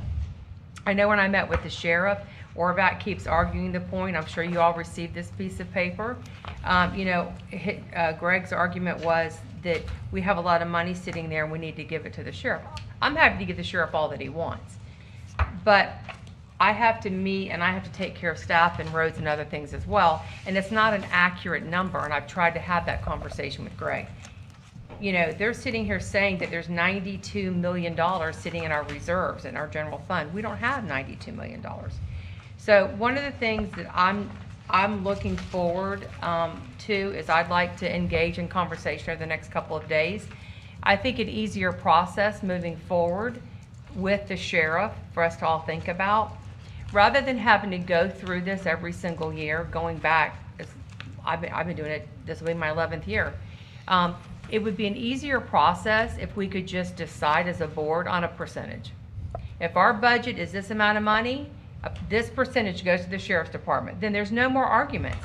And he knows what the numbers are when they come in. He knows what the numbers are when the property appraiser sends in the increases of the values, what we're gonna get. Because the argument also was, what are we gonna do with the money that the property appraiser told us we had?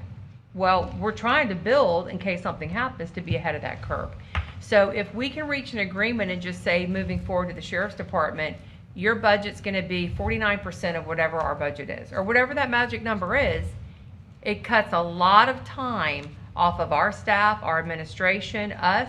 We don't have to have those conversations, because the sheriff, whoever it be, would go in understanding he's gonna have the number that the property appraiser shares with all of us every year, and he's gonna have a percentage of that budget.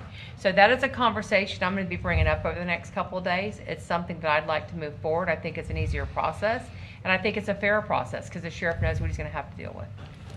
So, Madam Chair, Commissioners, Commissioner Townsend brought up a lot of information, and I think that you're going to find that throughout the process, especially after we get through the department slide review with what they do, and we actually start getting into the numbers, we have a lot of slides to touch on, the reserves, cash flow, operation budget, everything that way. I think we can answer a lot of those questions then, because there's a whole lot of slides we'd have to jump around to be able to show on the screen for those watching and everything for her. So I appreciate those questions. We wrote them down, and if you all indulge, we'll address those later on throughout the presentation. And I think it'll answer a lot of her questions and bring some of the things that her points to clarity, for everybody that way, if that's okay. Madam Chair. Commissioner Clausby? Commissioner Townsend, I think it's an interesting idea to peg the sheriff's revenue to a specific percentage of our budget.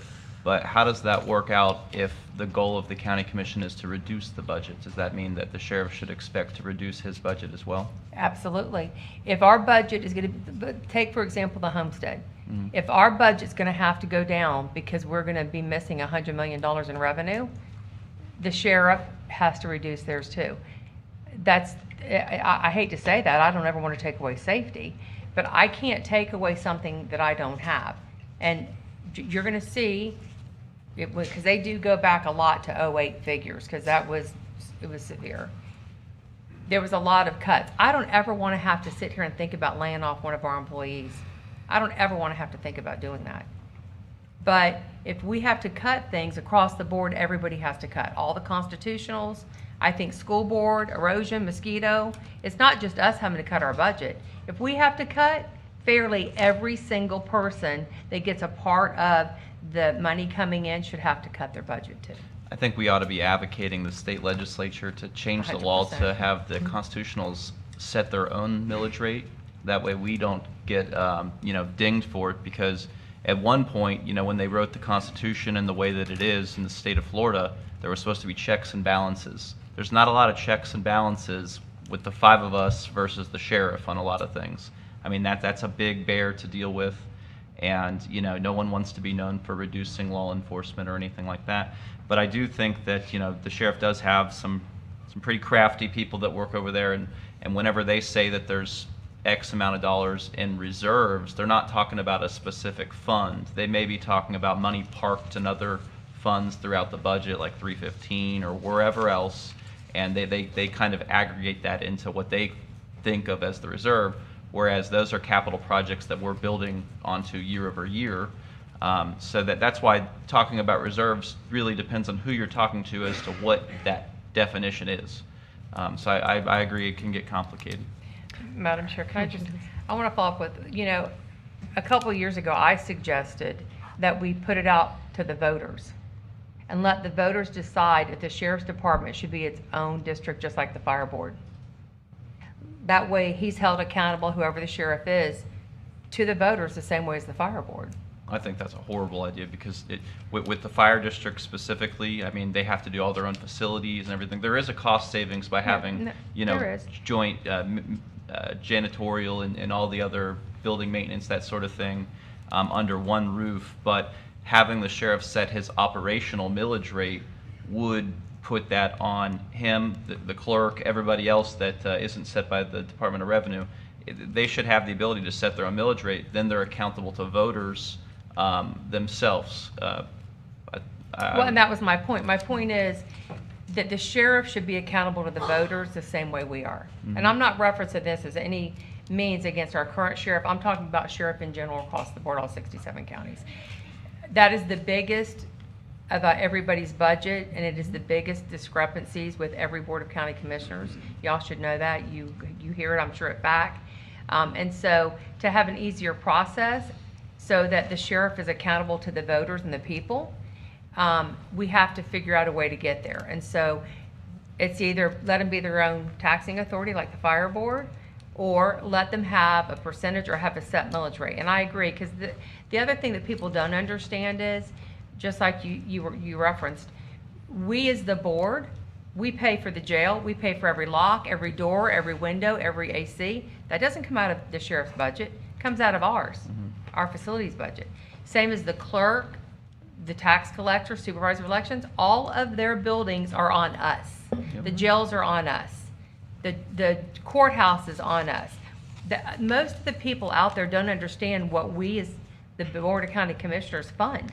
They don't understand that. They think it's garbage and roads or whatever. They have no idea that the budgets we approve for the other 5 constitutionals, the constitutionals do not provide their buildings or the maintenance for their buildings.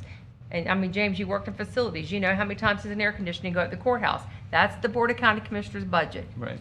Okay, so I think we're all smart enough that I think we can collaboratively come up with something to be a millage rate for the constitutionals or a percentage of a budget, and it's an easier process for us to do our budget down the road moving forward. And I'm not saying I'm not going to be here in 2 years, but I'm looking at leaving this better than I found it and making it easier for the people that sit up here, because this is a very difficult thing to do. Right, and we all know that, 36 days or whatever it is, by the end of the year, it may be drastically different as far as where the funding comes from, so, So one thing I'll say is I'm glad to hear that there's 2 at least that have the same mindset. This is something I've been talking to George, and we've been discussing for the past year. So obviously we would need to talk it out, vet it out, but whether, we were talking more in the line of a millage, but whether it's a millage, a percentage, this way it's just more transparency too for the taxpayers, right? Instead of having to sit there and explain year after year after year, yes, you're paying us $1,000 to your tax bill, but we're only keeping 30% of that money, and then it's getting dispersed out for CRAs, for Medicaid, for New Horizons, for all the things. So I would absolutely on board for some more clarity with our tax bill. And then So, Madam Chair, Commissioners, just as you know, we're 67, so our slides into about 300, and I will say that we have a slide for that. So you'll see that later in the presentation. Perfect. I'll give a slide for that. Perfect. That's So most of what we're talking about, we have a slide for that, and you'll see that in the present. We actually broke a slide down by millage rate by entity, so you'll be able to see that later in the presentation and see what it looks like and everything based on all the conversations we've had through the year. Perfect. Madam Okay. Chair. And then my other thing, and then you're recognized, Commissioner. So a question I had asked our team a couple weeks ago, or who knows how long ago, in trying to establish a base for reserves, right? There's resources we can use and plug in information, but I kind of wanted some real-time data, and I had asked, knowing that going back to the '04 hurricanes, Francis, Jean, and Ivan, I think it was, we had like 3 back-to-back. I asked how much that cost the county for perspective, and they put it in the budget book. So I saw that and I was like, yay! So on page 39, everyone can see for yourself, it cost this county $100 million for 2 hurricanes. And so think about that right now. Even if we did have 95 million in reserves, we're still 5 million short if we had 2 hurricanes, because that was $100 million in 2004's money. I have the gurus up here. I don't know what 100 million is today, but 22 years later, I have no doubt it's substantially more. Yeah. Well, and back at that time, we did ultimately get most of that $100 million back from FEMA, Federal we had to Highway, the insurance, but it took some time. Back then, it took some time.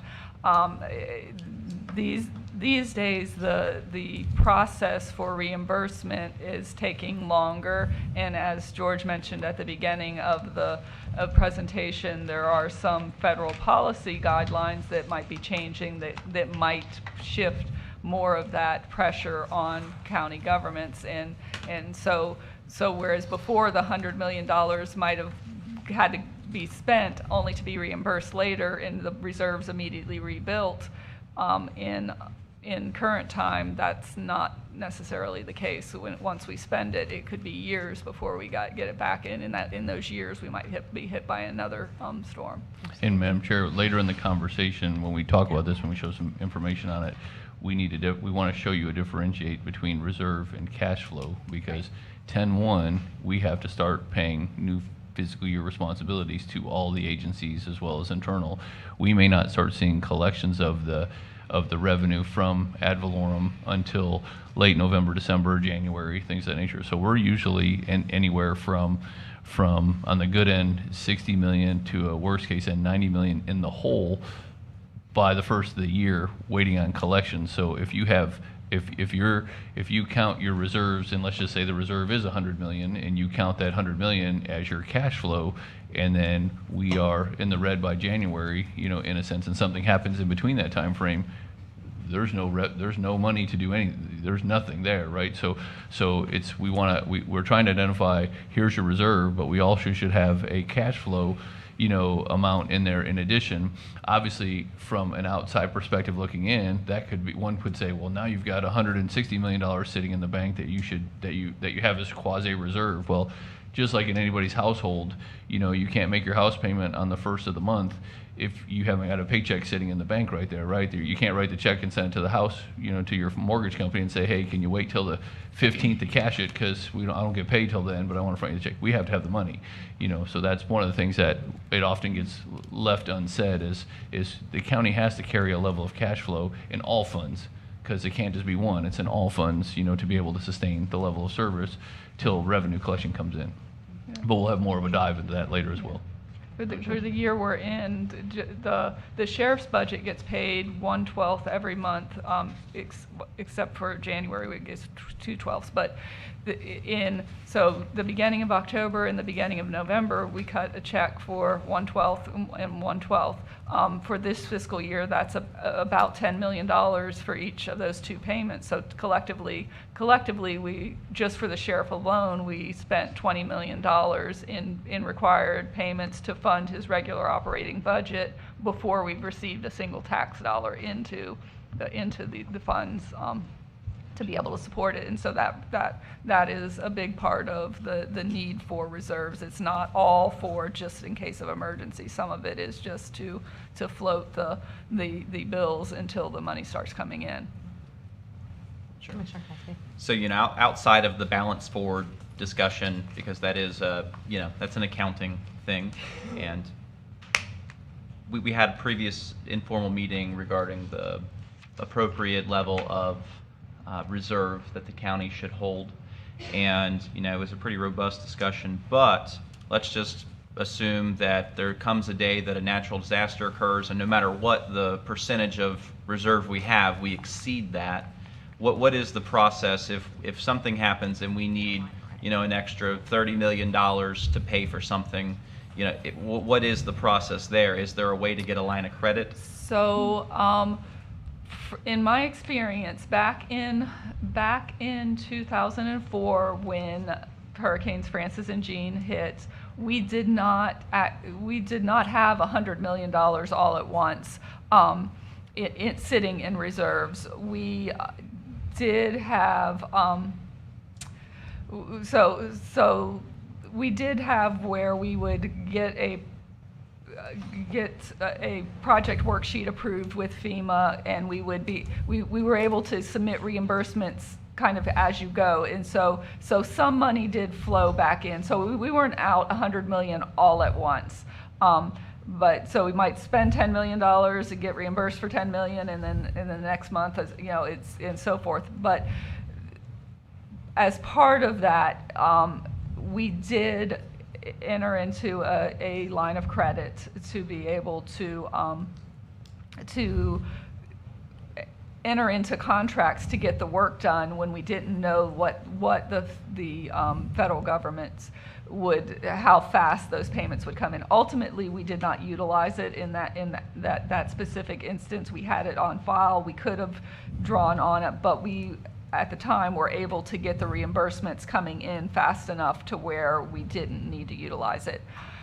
So it is a possibility. However, I will say that I have had conversations about that issue in the past with our financial advisors, and it's been a while since I've addressed that issue. But at the time, I was told that the banking industry has largely changed, and they are not as willing to give line of credits in the multi-million dollars like that, because as soon as they do, even whether we draw it or not, we are tying up their money and their ability to make other financial decisions. So it's not as easy as it was back in 2004. I'm not saying that there's not a way, but it's my understanding that it has gotten a whole lot more difficult to go that approach. And I mean, the rules of these sorts of things change depending on declarations of emergencies and the governor perhaps stepping in, or the president for that matter.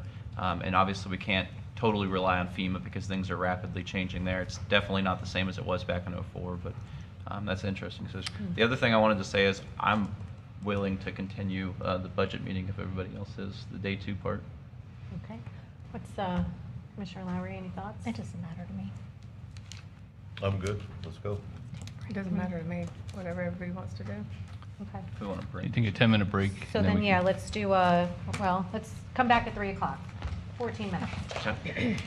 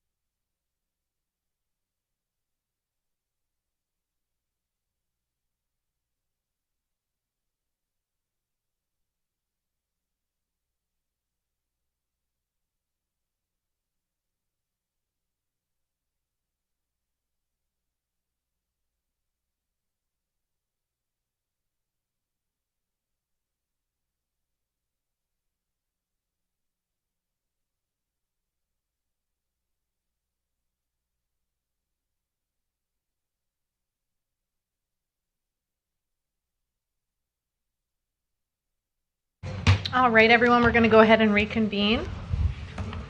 So, Madam Chair, we'll go ahead and start into the departments. The department directors and any other staff they may want to bring up might sit at the table next to the Jennifers, or they can use the podium their choice. And then we'll go through, and I think our first department up is Airport with Cameron.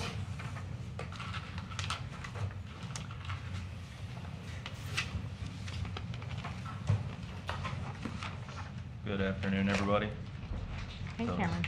To start out for the airport, I just wanted to show a big overall picture of the airport, because a lot of people, especially maybe those watching online, don't realize just how large the airport is. So the airport's at 2,844 acres, and you can see some of the services that are provided at the airport on the left-hand side of the screen.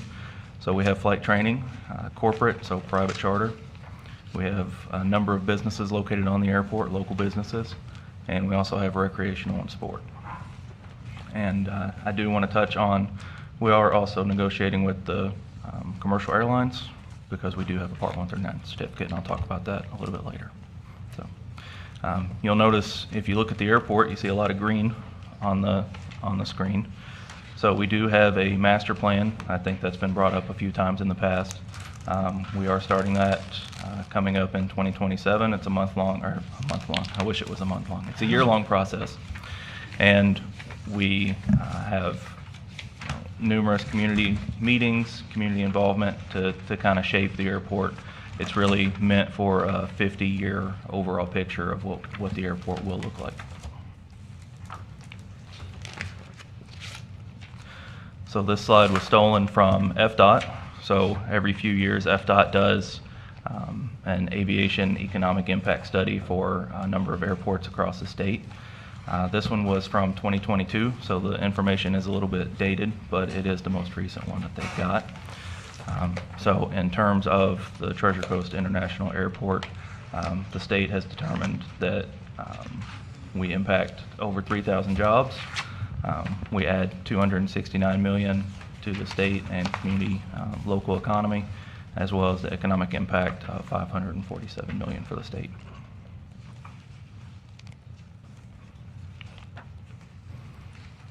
All right.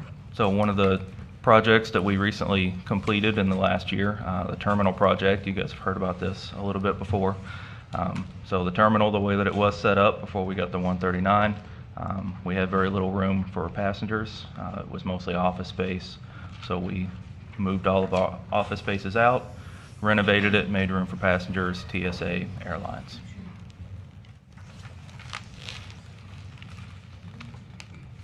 We also completed an additional parking lot. So the parking lot is very close to the terminal. It's got a sidewalk that leads up to it, so it is well within walking distance. It adds an additional 62 spaces.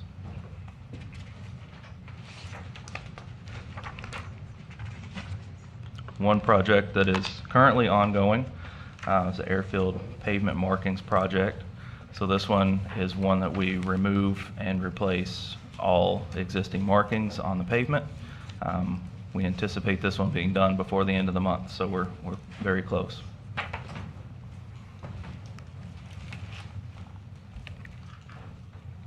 So after we get the pavement markings done, the next project would be correcting a safety area problem. So as of right now, on the main runway, the runway safety area is supposed to be clear of all objects, and we have a ditch with about 10 feet into the safety area.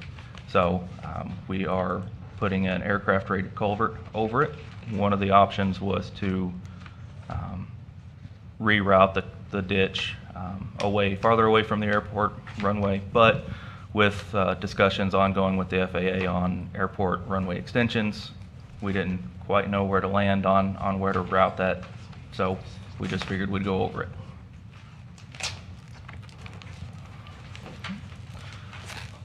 So some future projects that we're working on, you can see the runway extension that I just mentioned. You can see the ditch that will run right under the end of the runway.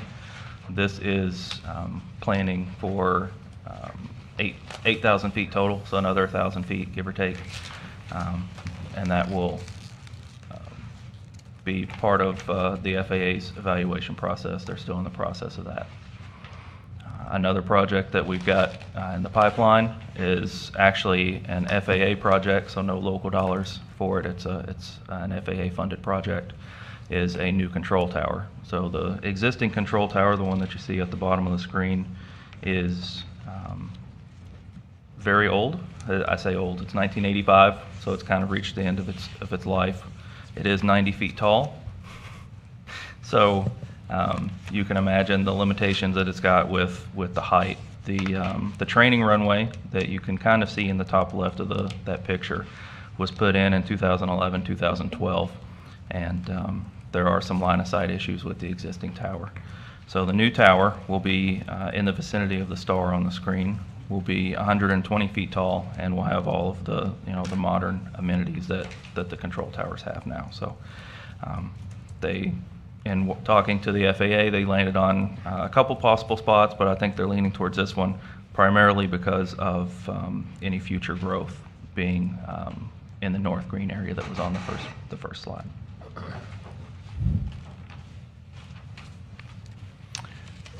So, Madam Chair, before we jump into questions for the airport, I didn't mention before we started departments, the plan of the department reviews is just more of an overview of what the departments have going on currently, how they impact the community, the benefits and the services they provide.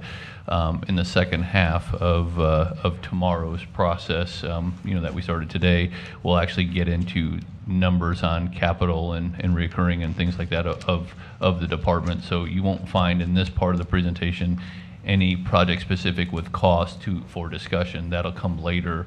We'll bring back the departments that actually have capital projects that are within the existing budget and the recommended budget and things of that nature to discuss. So this is just more of an information session.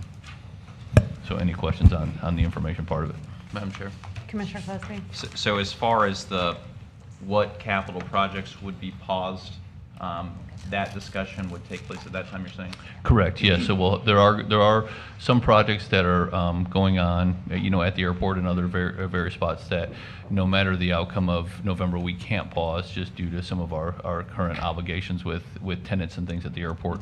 But there are some capital needs that we'll discuss later in the presentation for the airport, as well as the other departments, public works, things of that nature. So you're just going to mainly get to know the departments and get to see what's going on, but then in the latter part of the process, we'll actually go over a capital section where we'll talk by department on those that have those. So this is just more questions on service and what they do. Okay, thank you.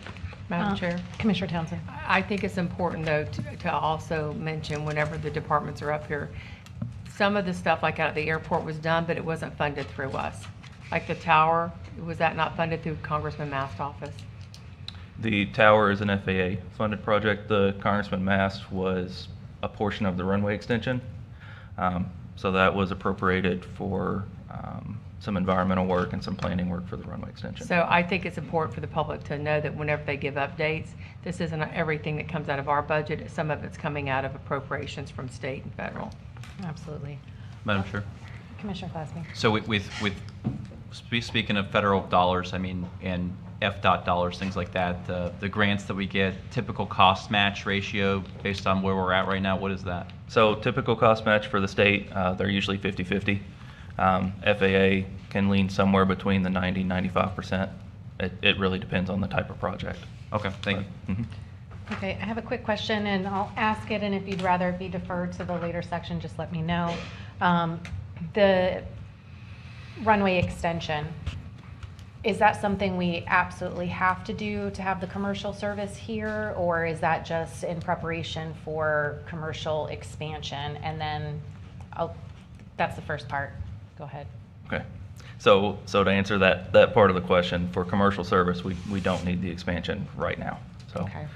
We are looking at it mainly more for a commerce section, right? So we're looking at industrial, not passenger commercial, but cargo use coming in, and that's really the driver of the runway expansion is we have a lot of warehousing here in the county that was a vision many moons ago, and we do have a lot of warehouse facilities, and one of the things that they've all said was if we have the ability to bring cargo in via air, it makes those even more beneficial, and revenue generating, so that's the driving factor.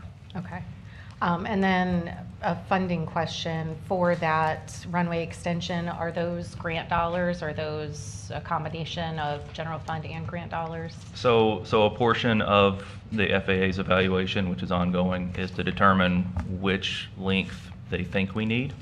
So we say we want 8, it depends if they come back with, 7,200, 7,500, or 8,000. That'll determine the amount of grant funding that we get, and then that'll be up to us if they come back at 7,500 feet, if we want 8,000, that'll be a different conversation. Okay. All right. Thank you. Mhm. I don't have any other questions. Any questions from anyone else? Okay. All right. Thanks, Cameron. I appreciate it. So our next department up will be Eric in Communications.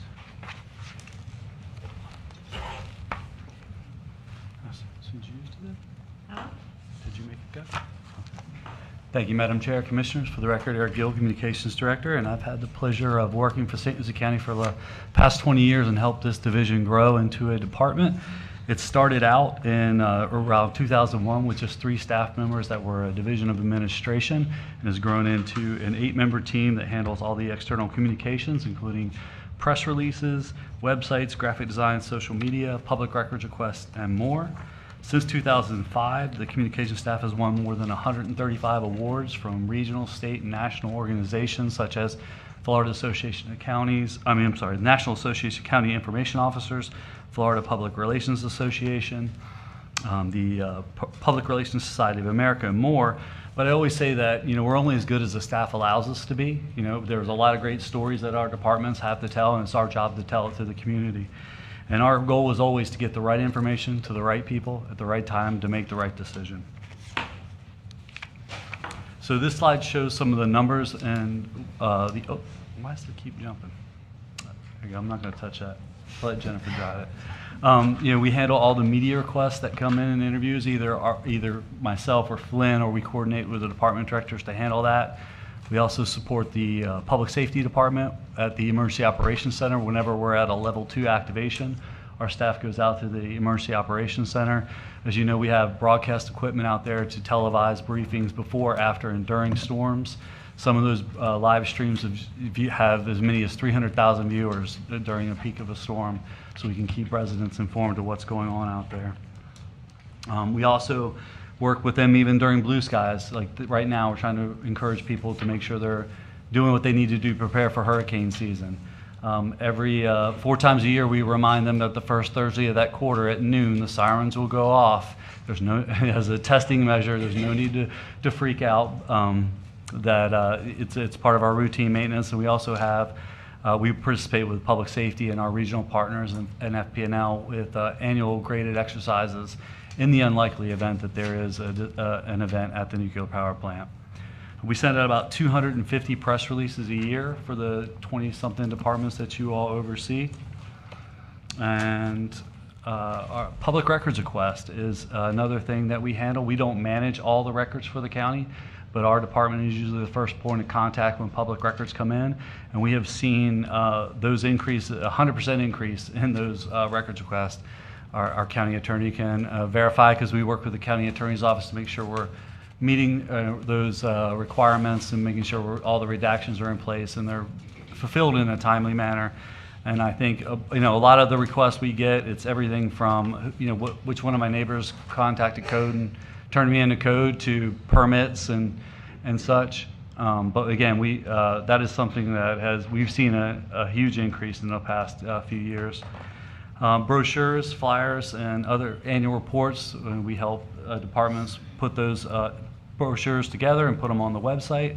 And social media, it's something that we've seen. These numbers are from our annual report, and we're seeing an even bigger increase in recent months. The last fiscal year, we added 2 new positions to help with social media, especially on some of the other things like LinkedIn and Instagram. Facebook is primarily our mainly used social media tool from our public standard. Our Facebook page, right now, we're over 40,000 followers, but our Facebook posts have sometimes reached over 60,000 engagements, depending on the content, but it's not always just about likes and shares. We could post about Buc-ee's and get likes and shares, but it's about the call to action. Back in January when we had worked with our community partners in Fort Pierce to open a cold weather shelter, our cold weather shelter post was viewed over 183,000 times by 82,000 individual viewers, and it was shared and had over 1,300 comments on it. But more importantly, we know at least 50 people went to the shelter that night and stayed out of the cold. So that's, again, the right information at the right time to the right people to make the right decision. And as I stated, we started out in early 2000. Every time I lay it down, it moves. I'll let you guys do it. We started out in early 2000s as a division, and we televised the first county commission meeting in 2002. These meetings are being televised. Again, that is thanks to our staff and Mike and Stefan back there. In addition, to the county commission meetings, we televise the code compliance, planning and zoning, and they're not just streamed live on Comcast. Now, that's the early days what we used to do. Now they're on YouTube, Facebook. They're on our website, so folks that can't watch it at 6 o'clock, they can go back the next day and watch it on their mobile device or their TV at home. We also have original shows that we do. We've even partnered with some of our constitutionals to use our studio facility to get their message out. And, we don't have numbers on views. We do for YouTube, but unfortunately Comcast doesn't share how many households we're in because they know once they give it to us, it's all public records. So. But we do know that people still watch us on Comcast because we get notified if there's ever any technical issues. And then lastly, one of the biggest pieces of the puzzle is our websites. Thank you, Jennifer. Our main county website, we get as many as 2.5 million views a year. We have about 500,000 unique visitors that go to our site. We also manage some smaller sites like at the airport and the half-cent sales tax, and we support tourism with their site. Some of the things we've done to try and help with engagement is we created this Engage page on our website where folks can easily go and access newsletters for Public Works, the Oxbow, or our libraries. And in just a recent marketing campaign we did with the transit division, we focused on ART Fixed Routes 5 and 6, which generated over 16,000 views to their web page over the course of a few weeks, when normally they were only getting about 100 views a week. And then we also found months after that survey, or weeks after that campaign ended, their ridership was still up about 3%. And 80% of the people surveyed found that once they knew about the service, they would be interested in doing it. So again, it gets back to the right information, the right time to make the right decision. And with that, any questions you might have, I'm happy to answer. Questions? Madam Chair. Commissioner Clausen. Mr. Eric, so you said we have 8 FTEs within communications. Could you just give us a brief overview of not people's names, but Sure. the titles of the specific? Sure. There's myself, communications director, communications manager. We have digital content coordinator, a webmaster. They handle the graphic design and websites. Then we have kind of 2 on the video side, SLCV coordinator and media specialist, and then we have 2 social media coordinators. Okay, so I mean, everybody's a full FTE on that level, right? Correct, Okay. yeah. And so we have redundancy and backup. And then myself and the communication manager have the ability to step in for the website and step in and do video if we need to. We're trying to cross-train as much as possible. And then something else that I've been kind of harping at and kind of poking George at a little bit. I don't know if it's reached you, I'm sure it has, but the legal notices on the website. Yes. I saw that in the budget book, it listed it as an accomplishment. So, yeah, I don't want to cut you off. One of the biggest challenges, and I was going to talk about it a little bit, is we've sort of, you may know that the Department of Justice this year was going to increase their web accessibility guidelines. So things that go on the website have to work with screen readers for the visually impaired. And that got delayed a year. It was supposed to go into effect at the end of April. It got pushed back a year.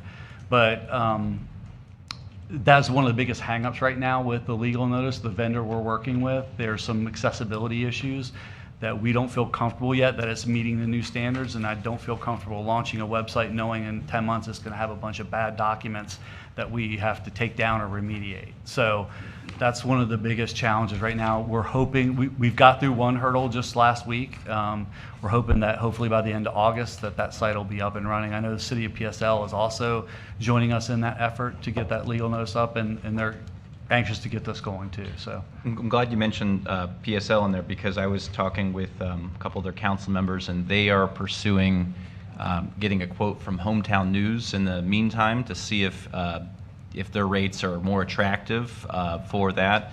I don't know if the board would agree with me or not, but I would really like to reach out to Hometown News and find out what exactly it would be to get our legal ads in their paper rather than on TC Palm. So I could help look at it. We don't typically, communications doesn't do the legal notice, each department does. But since the website falls under us, that's why we're taking the lead on that side of it. But we can work with the attorney's office and trying to get quotes from Hometown if that's the direction of the board. Anybody else have an opinion on that? Yeah, But I'd again, like to see it. Our goal was to have this site up by, the end of August. I mean, it was really, our goal was to get it up before summer. But because of the web accessibility guidelines, I don't want to put something out that's not meeting the new standards that are going to go, that are supposed to go into effect next April. So. I mean, you're saying the web accessibility guidelines, is it not under Civic Clerk? It is, but they're kind of going by the current standards now and not what's coming into effect, which we're initially. We can't force them to upgrade their system. Correct, yeah, they're an outside vendor. We're pushing them as best we can. And So should we seek an alternative platform? So our webmaster has suggested that. The challenge with that is it was done by, we selected this vendor with input from the city of PSL, school board, some of the other constitutionals, and, we'd have to kind of go back to that square one to try to find another vendor. And it would probably delay the process another 6 to 9 months, just going through the contracts. Has Civic Clerk indicated that they're They're working on it. And like I said, we got through one hurdle just in the last few weeks. There's still another hang up with the PDFs that we want to get remediated, and they're working on it. So. Okay, all right, thank you. Yes, sir. Any other questions? All right, thanks, Okay. Eric. I appreciate it. Thank you. All right, Community Services, Jen.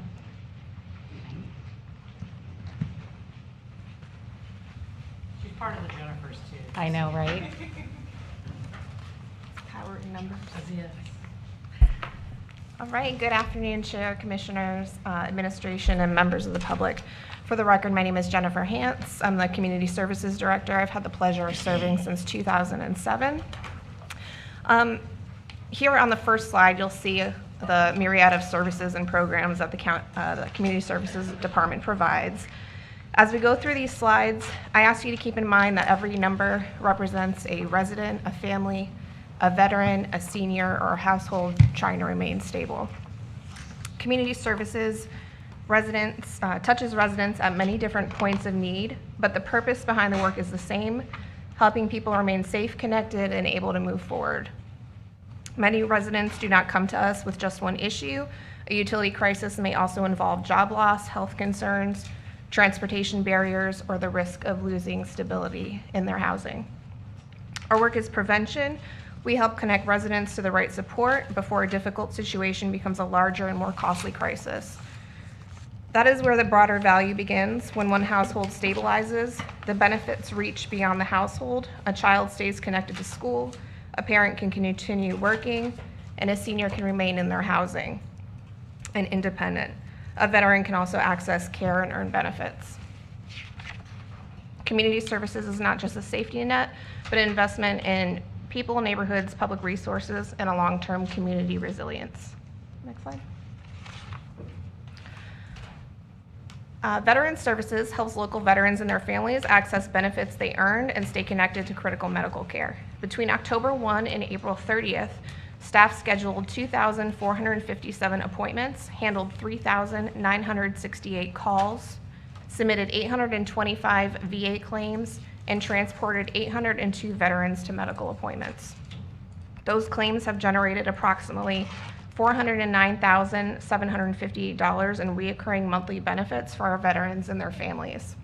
That number represents rent or mortgage payments, groceries, utilities, medication, and stability for local households. It also represents dollars coming into the local economy every month.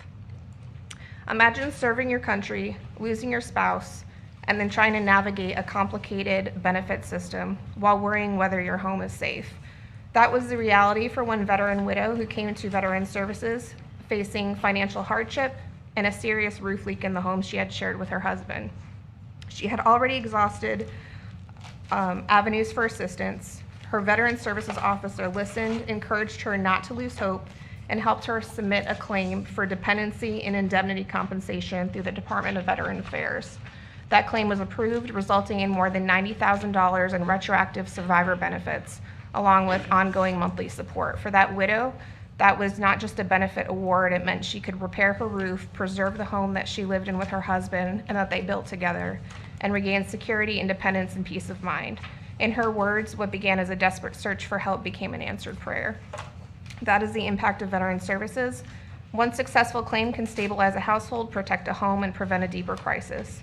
This division honors service in a very practical way by helping veterans and their families access care, benefits, transportation, stability, and dignity. Next slide. Thank you.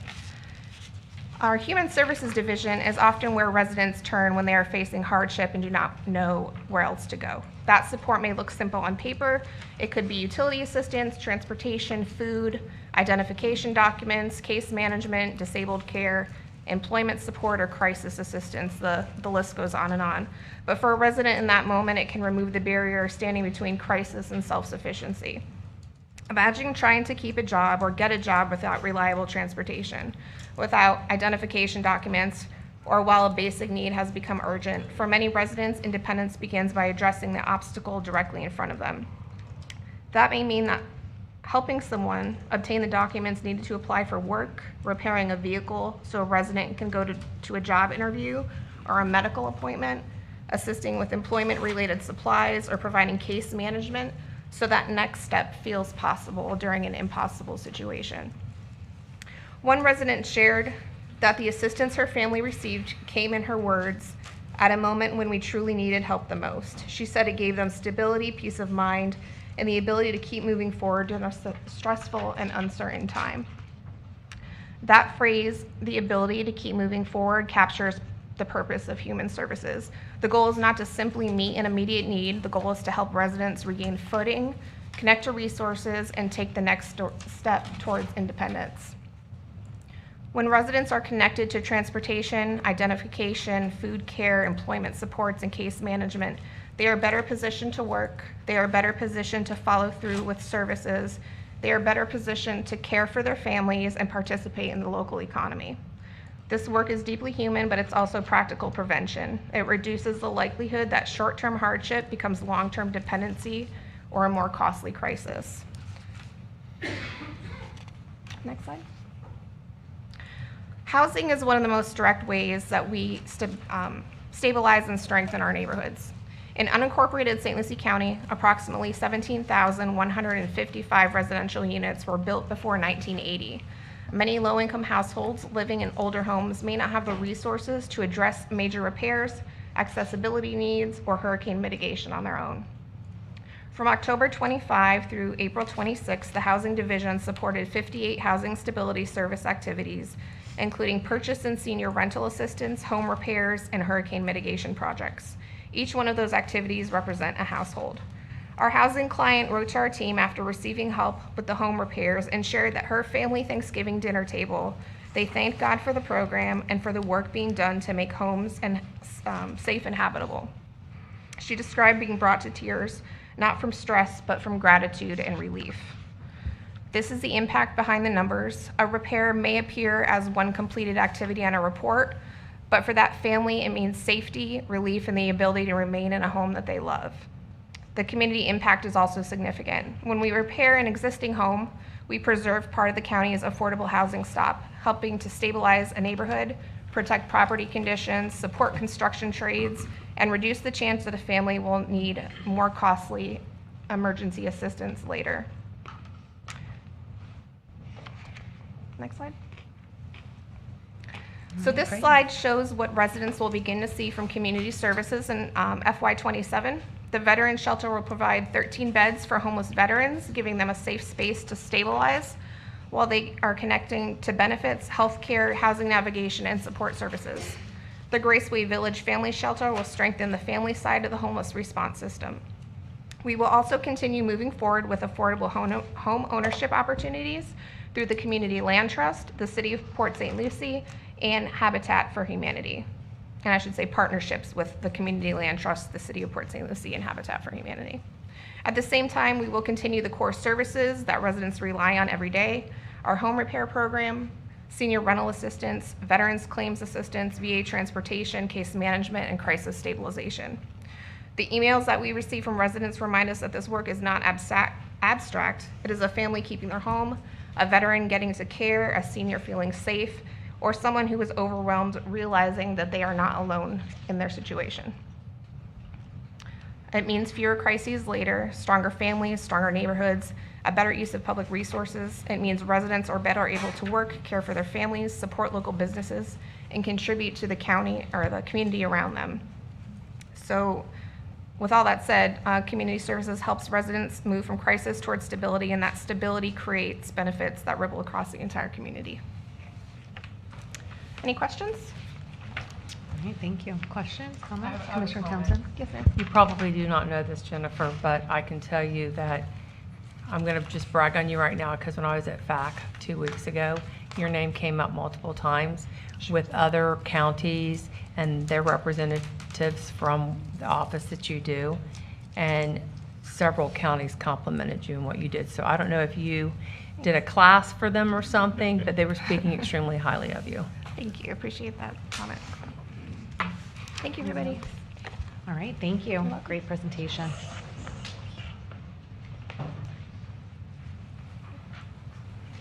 Well, that was an incredible presentation, Jennifer, and very difficult to follow. Good afternoon, Madam Chair, Commissioners, Administrators, and the public.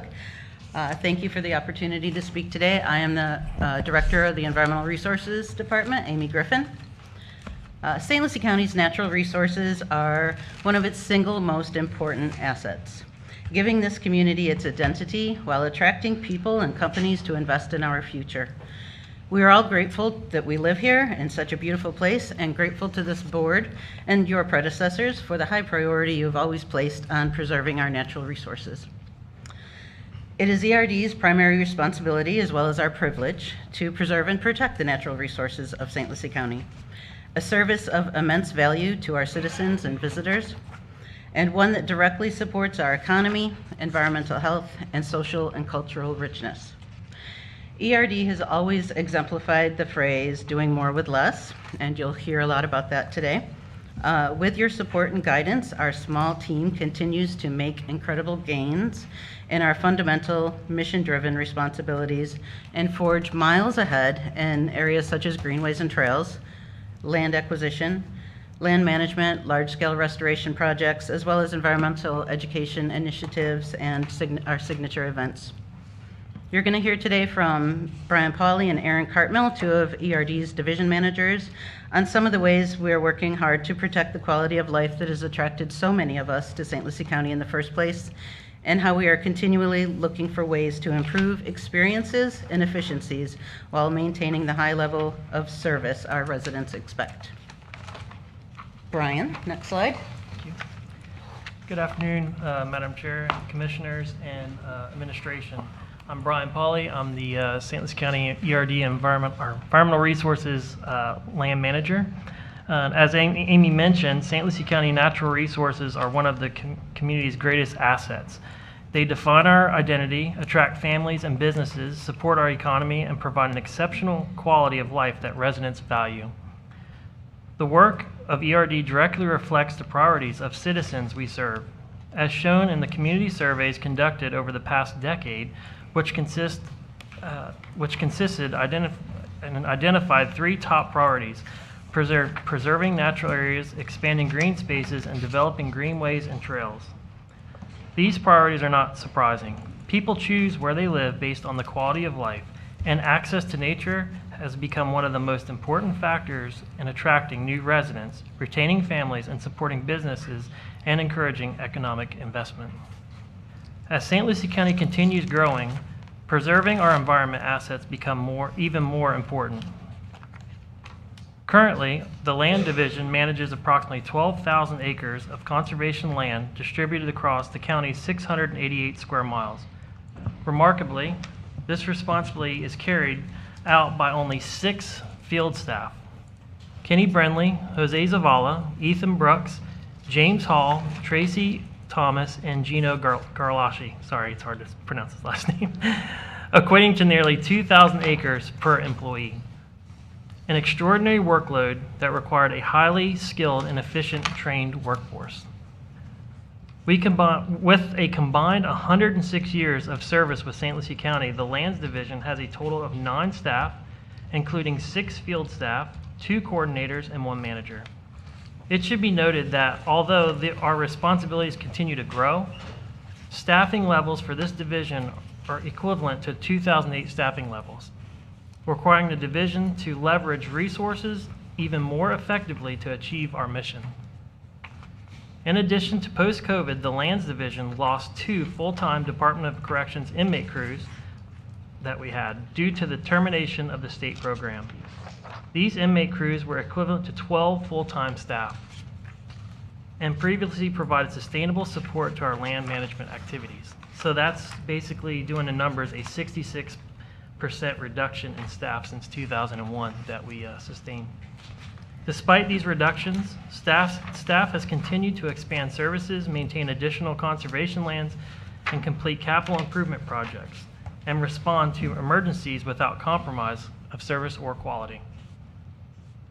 Our commitment to our mission exemplifies by our dedication and experienced staff. Examples of emergency response include search and rescue support during the recent tornadoes and hurricanes, emergency beach erosion response, and the wildfire season response that we just recently went through. This dedication has earned this team several unofficial nicknames by leadership here at the county. The Swiss Army knife of St. Lucie County and the Can-Do crew. These aren't just compliments, they reflect the department's reputation for solving problems whenever they arise. Next slide. Yeah. Thank you. One of the most visible responsibilities of Natural Resource Management Division is providing passive recreational opportunities that allow residents to experience and appreciate the county's natural areas. The recent projects shown here illustrate how thoughtful investments can improve public access while simultaneously protecting sensitive ecosystems. Beyond recreation, ERD has also partnered with Public Works Water Quality Division to complete 3 major restoration projects funded through the American Rescue Plan Act. These nature-based infrastructure solutions provide significant environmental and financial value to our community. By preserving and restoring wetlands and native habitats helps to reduce flooding, provide natural flood attenuation and stormwater storage, improve regional water quality and recharge groundwater, supports and enhances biodiversity, and protects wildlife that makes St. Lucie County so unique. Maintaining natural systems contributes to the community resilience, enhancing recreational opportunities, and preserve the quality of life that attracts residents and visitors to St. Lucie County. Managing conservation lands also requires significant professional and administrative expertise, fulfilled by 2 coordinators, Jen McGee and Mariana Payne. ERD currently oversees compliance and reporting for 27 Florida Communities Trust grant-acquired conservation properties, all of which are fully compliant with annual grant reporting requirements for the first time in over 20 years. 10 active state and federal grants, representing more than $10 million in outside funding dedicated to protecting and enhancing St. Lucie County's natural resources.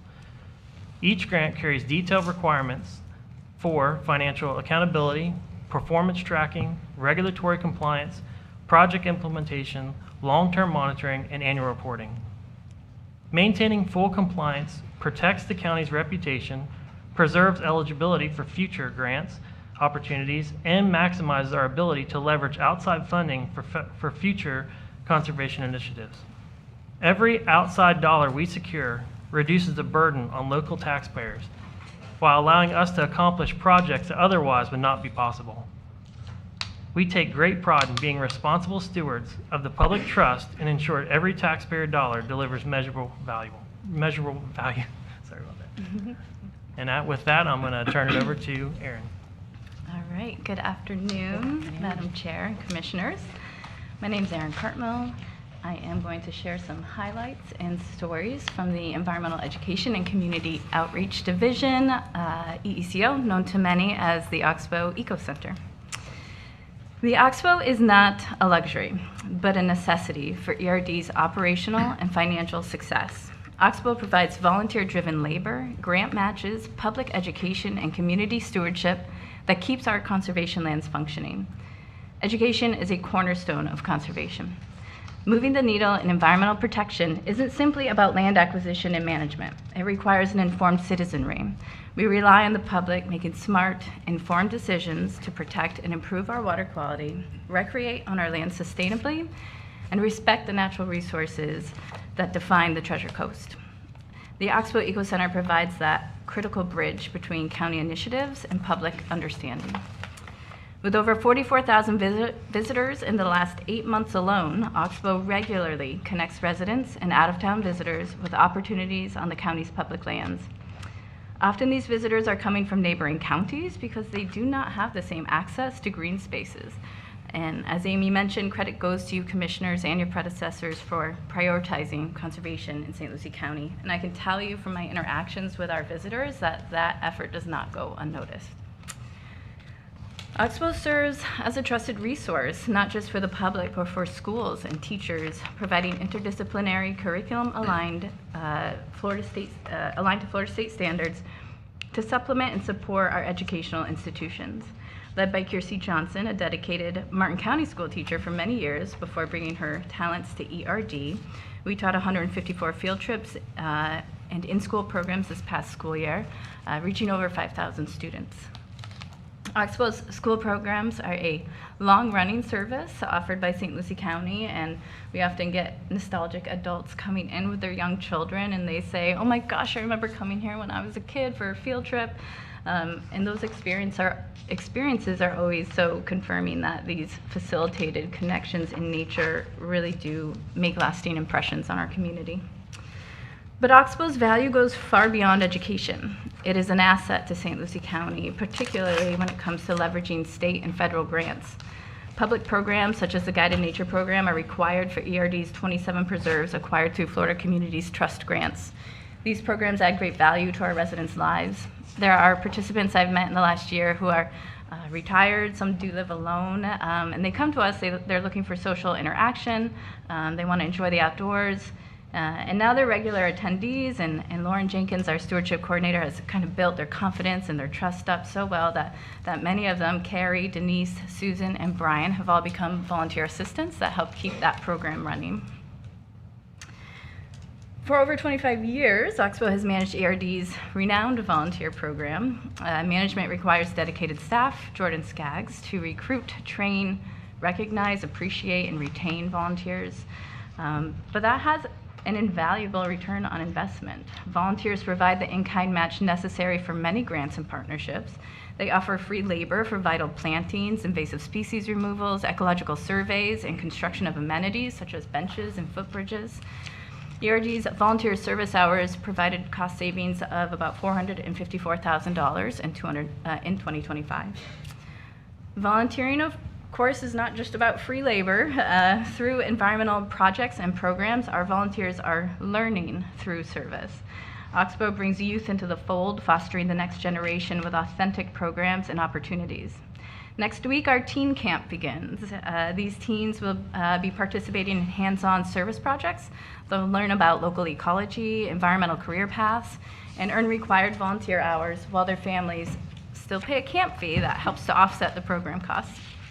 We see the direct impact of this work in young people like Maddie Colantoni. Maddie is a candid and dedicated teen volunteer who says her life's goal is to work at the Oxbow. If you've ever attended Earth Day or the IRL Science Fest in recent years, you've likely seen her volunteering as our bag monster. That's a plastic bag costume to use to teach about plastic pollution. Maddie and others like her represents the future of our county's environmental workforce. The proof is in our extended team, Emily Phillips. Emily started volunteering with us when she was 15 years old, assisting with animal care. She became interested in speaking to visitors and about our ecosystems and grew to lead Saturday programs. As her confidence increased, she enthusiastically volunteered with school programs and outreach events, becoming a valued Oxbow ambassador. Now, at 27, she is an integral part of Oxbow's programs, leading school groups both on-site and off-site, and representing Oxbow throughout the county at various outreach events. She has dedicated 13 years of service to St. Lucie County, sharing the message that we all have an impact on the world around us. Out of the roughly $10 million in grants managed by ERD, EECO is directly managing $1 million, dedicated solely to community-based living shoreline restoration. This is largely being done with IRC students, youth civic groups, and some community partners. Volunteers will also be integral to opening the new autism-friendly St. Lucie Woods Preserve, helping to bring our community's vision for that space to life. For many years, the Oxbow Eco Center was St. Lucie County's best-kept secret. And I'm happy to say that that is no longer the case. Over my last 10 years working at the Oxbow, I have seen it transform into a high-performance public space. It is a tourist destination, demonstration garden, community center, museum, and classroom all wrapped into one. Not only are visitation numbers growing, but there's been a large increase in reoccurring visitors. This is in part due to the improvements we've made in programming and exhibits, but it's also due to our incredible staff. Nick Corcoran, our education coordinator, has developed quite the following with young, inquisitive minds. Many of our Little Acorn families have become weekly regulars, coming in the morning for the hour-long program and then staying sometimes until we close at 4 p.m., exploring the outdoor space, and then they come inside and they follow Nick around while he does animal care. And one family in particular is so into learning that the kids scream his name across the parking lot that they have a new picture to show him of what they found in their yard or on a trail. He taught their parents about some resources available for identification, and now they come back each week with the name of whatever new bug or plant or bird they have discovered. They even began bringing their own science experiments and activities for the kids from the class to participate in once the official class was over. And then there's Victor. Victor is an 8-year-old boy that started coming to our Saturday program, Critter Crunch and Munch, with his mom. He's always engaged and comes so often that he's become Nick's assistant. He helps pass around biofacts and turtle shells and feathers. And he asks Nick for his business card, and he brings it every week to show him that he hasn't lost it yet. Oxbow's services continue to grow year after year, but the number of staff has remained the same since 2006 at 5 full-time staff. We've successfully expanded our capacity while keeping a small team through innovation and resourcefulness. We serve as host sites for vocational rehab programs. We capitalize on grant opportunities. We bring in sponsorships to offset the costs of our events like Earth Day. And we utilize the generosity of volunteers.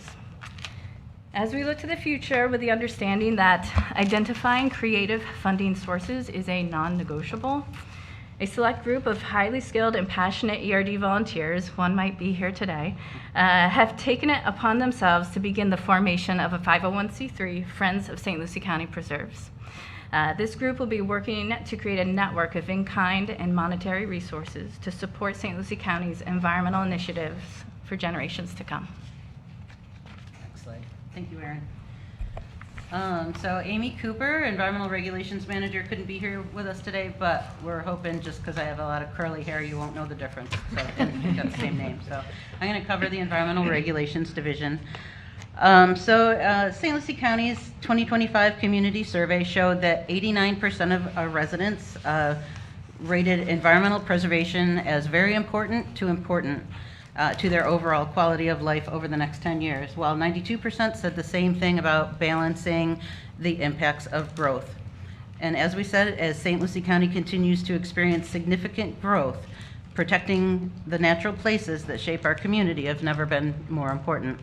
The Regulations Division plays a vital role in achieving that balance by providing fair, consistent, science-based environmental reviews of the proposed development projects. ERD serves both the Board of County Commissioners and the St. Lucie County public by administering the, I lost my space, sorry, the Comprehensive Plan and Land Development Code and reviewing every one of those projects. Every project is reviewed using the same standards, helping provide a process that is technically sound, legally defensible, and responsive to both applicants and the public. Our reviews begin early in the development process. ERD staff evaluates the proposed projects to identify the environmentally significant resources, including wetlands, shorelines, native uplands, native vegetation, and evaluate habitat preservation, tree preservation, and any mitigation requirements, threatened and endangered plant and animal species protections, and protection of the environmentally sensitive lands, and creation of wildlife corridors. Staff works collaboratively with applicants to ensure the avoidance and minimization to the greatest extent possible, minimization of impacts when avoidance is not feasible, and ensure appropriate mitigation when required by county regulations. If mitigation cannot be provided on-site through preservation or planting, it can be provided through land acquisition elsewhere. And in fact, since the environmentally significant lands bond, the 1994 lands bond that purchased many of the lands that Brian spoke about has been completely spent down, mitigation from the developments is now the primary source for land acquisition and some land management, with several recent examples, such as a large portion of 400 acres recently acquired north of the Cypress Creek Preserve, funded by the Oak Ridge Ranches development, to help satisfy their mitigation, and several smaller pieces of land along the 25th and Midway area acquired to add to the already 7,000 acres of land that protect the shorelines of the North Fork of the St. Lucie River, as well as over 100 acres of land up in the Turnpike Feeder in North US 1 area to protect a corridor of habitat vital to the long-term survival of the federally endangered scrub jay. So responsible growth and environmental stewardships are not competing priorities. They are complementary responsibilities. By conducting thorough environmental reviews, coordinating with state and federal agencies, and working collaboratively with the development community, ERD helps to prioritize preservation of native habitats, wetlands, waterways, and natural landscapes that are essential to our community's health, resilience, and quality of life. So thank you to Amy Cooper and her team. You know many of them: Brian Ingram, Brian Redden, Eva Corris, Lynn Swartzel, Holly Robertson, and Hannah Courtney. Next slide and final slide. So as you all know, ERD was the only county department to be put through the very intensive review from the Citizens Budget Committee.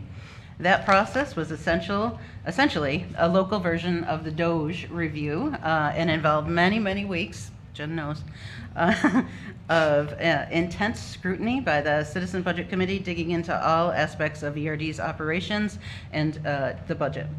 We weren't surprised, but I believe that they may have been, that in the end they could not find any inefficiencies or areas of wasteful spending in ERD.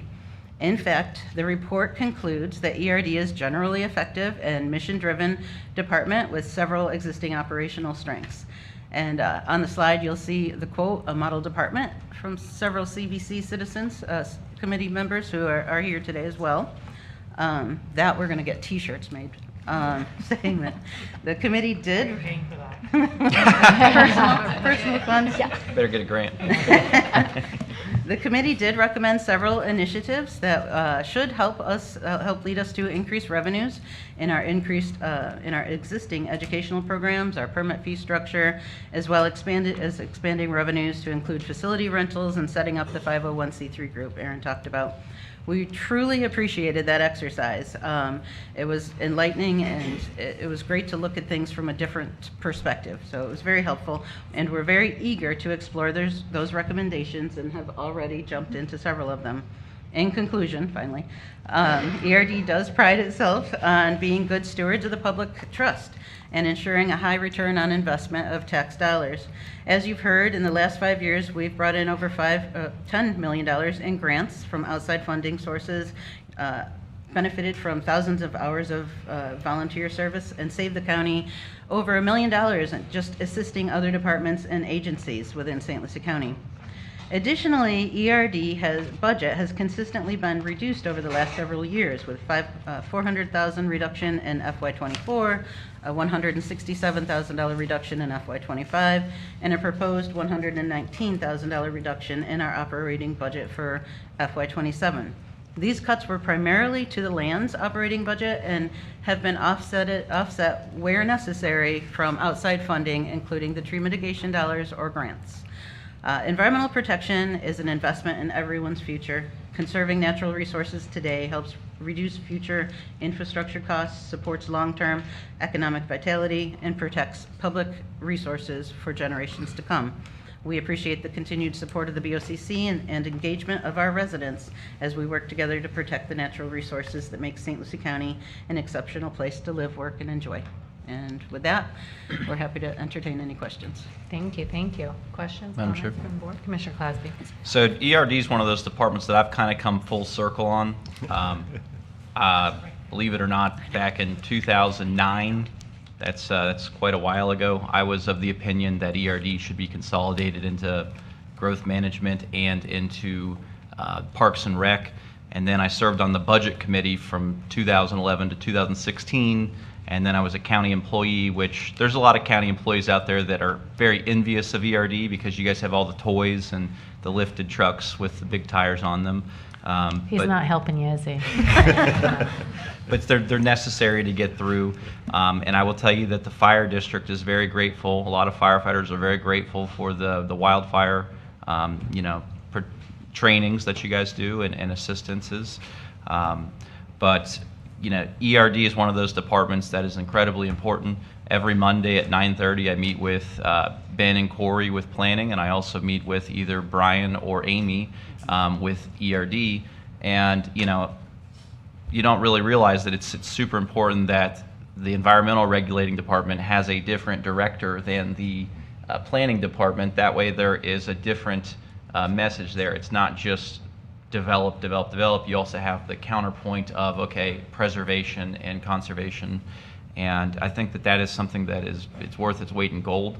Plus, whenever you look through your budget, my appointees to the budget committee really gave you guys a run for your money on that one. They were the subcommittee people, I believe, Brett McCain being one of them. To have him tell me that you guys are a great model department speaks so much because he is one of those people that will scrutinize you to death. And for him to have kind words at the end of it, I think speaks for itself. So thank you for doing what you guys do. Wow. Thank you Madam so Chair. much for those words. Commissioner Lee? Can you back up a couple of slides? Happy to. Right there. Where is that tree? Oh. I don't know the answer to that. Road. That thing's huge. Palmetto, maybe? I don't know. Yeah, it's got to be White City, White I would City? imagine. It's the only place I thought there's I knew most of trees the big that- ones. Yeah. I know it's We'll gonna get be an my answer back to district. you. Yeah, come on. Very White City. Anyway, good job, and thank you for keeping St. Ancient Oaks. Lucie green. Could be Thank you. Ancient Oaks Yes, Preserve. thank you. Great presentation. Okay, I think that is a good stopping point. We kind of had 4 o'clock in the back of our mind, so that was perfect, 3:59. All right, guys, we'll go ahead and we'll see you back here at 9 o'clock tomorrow. Thank you for being here. Meeting adjourned.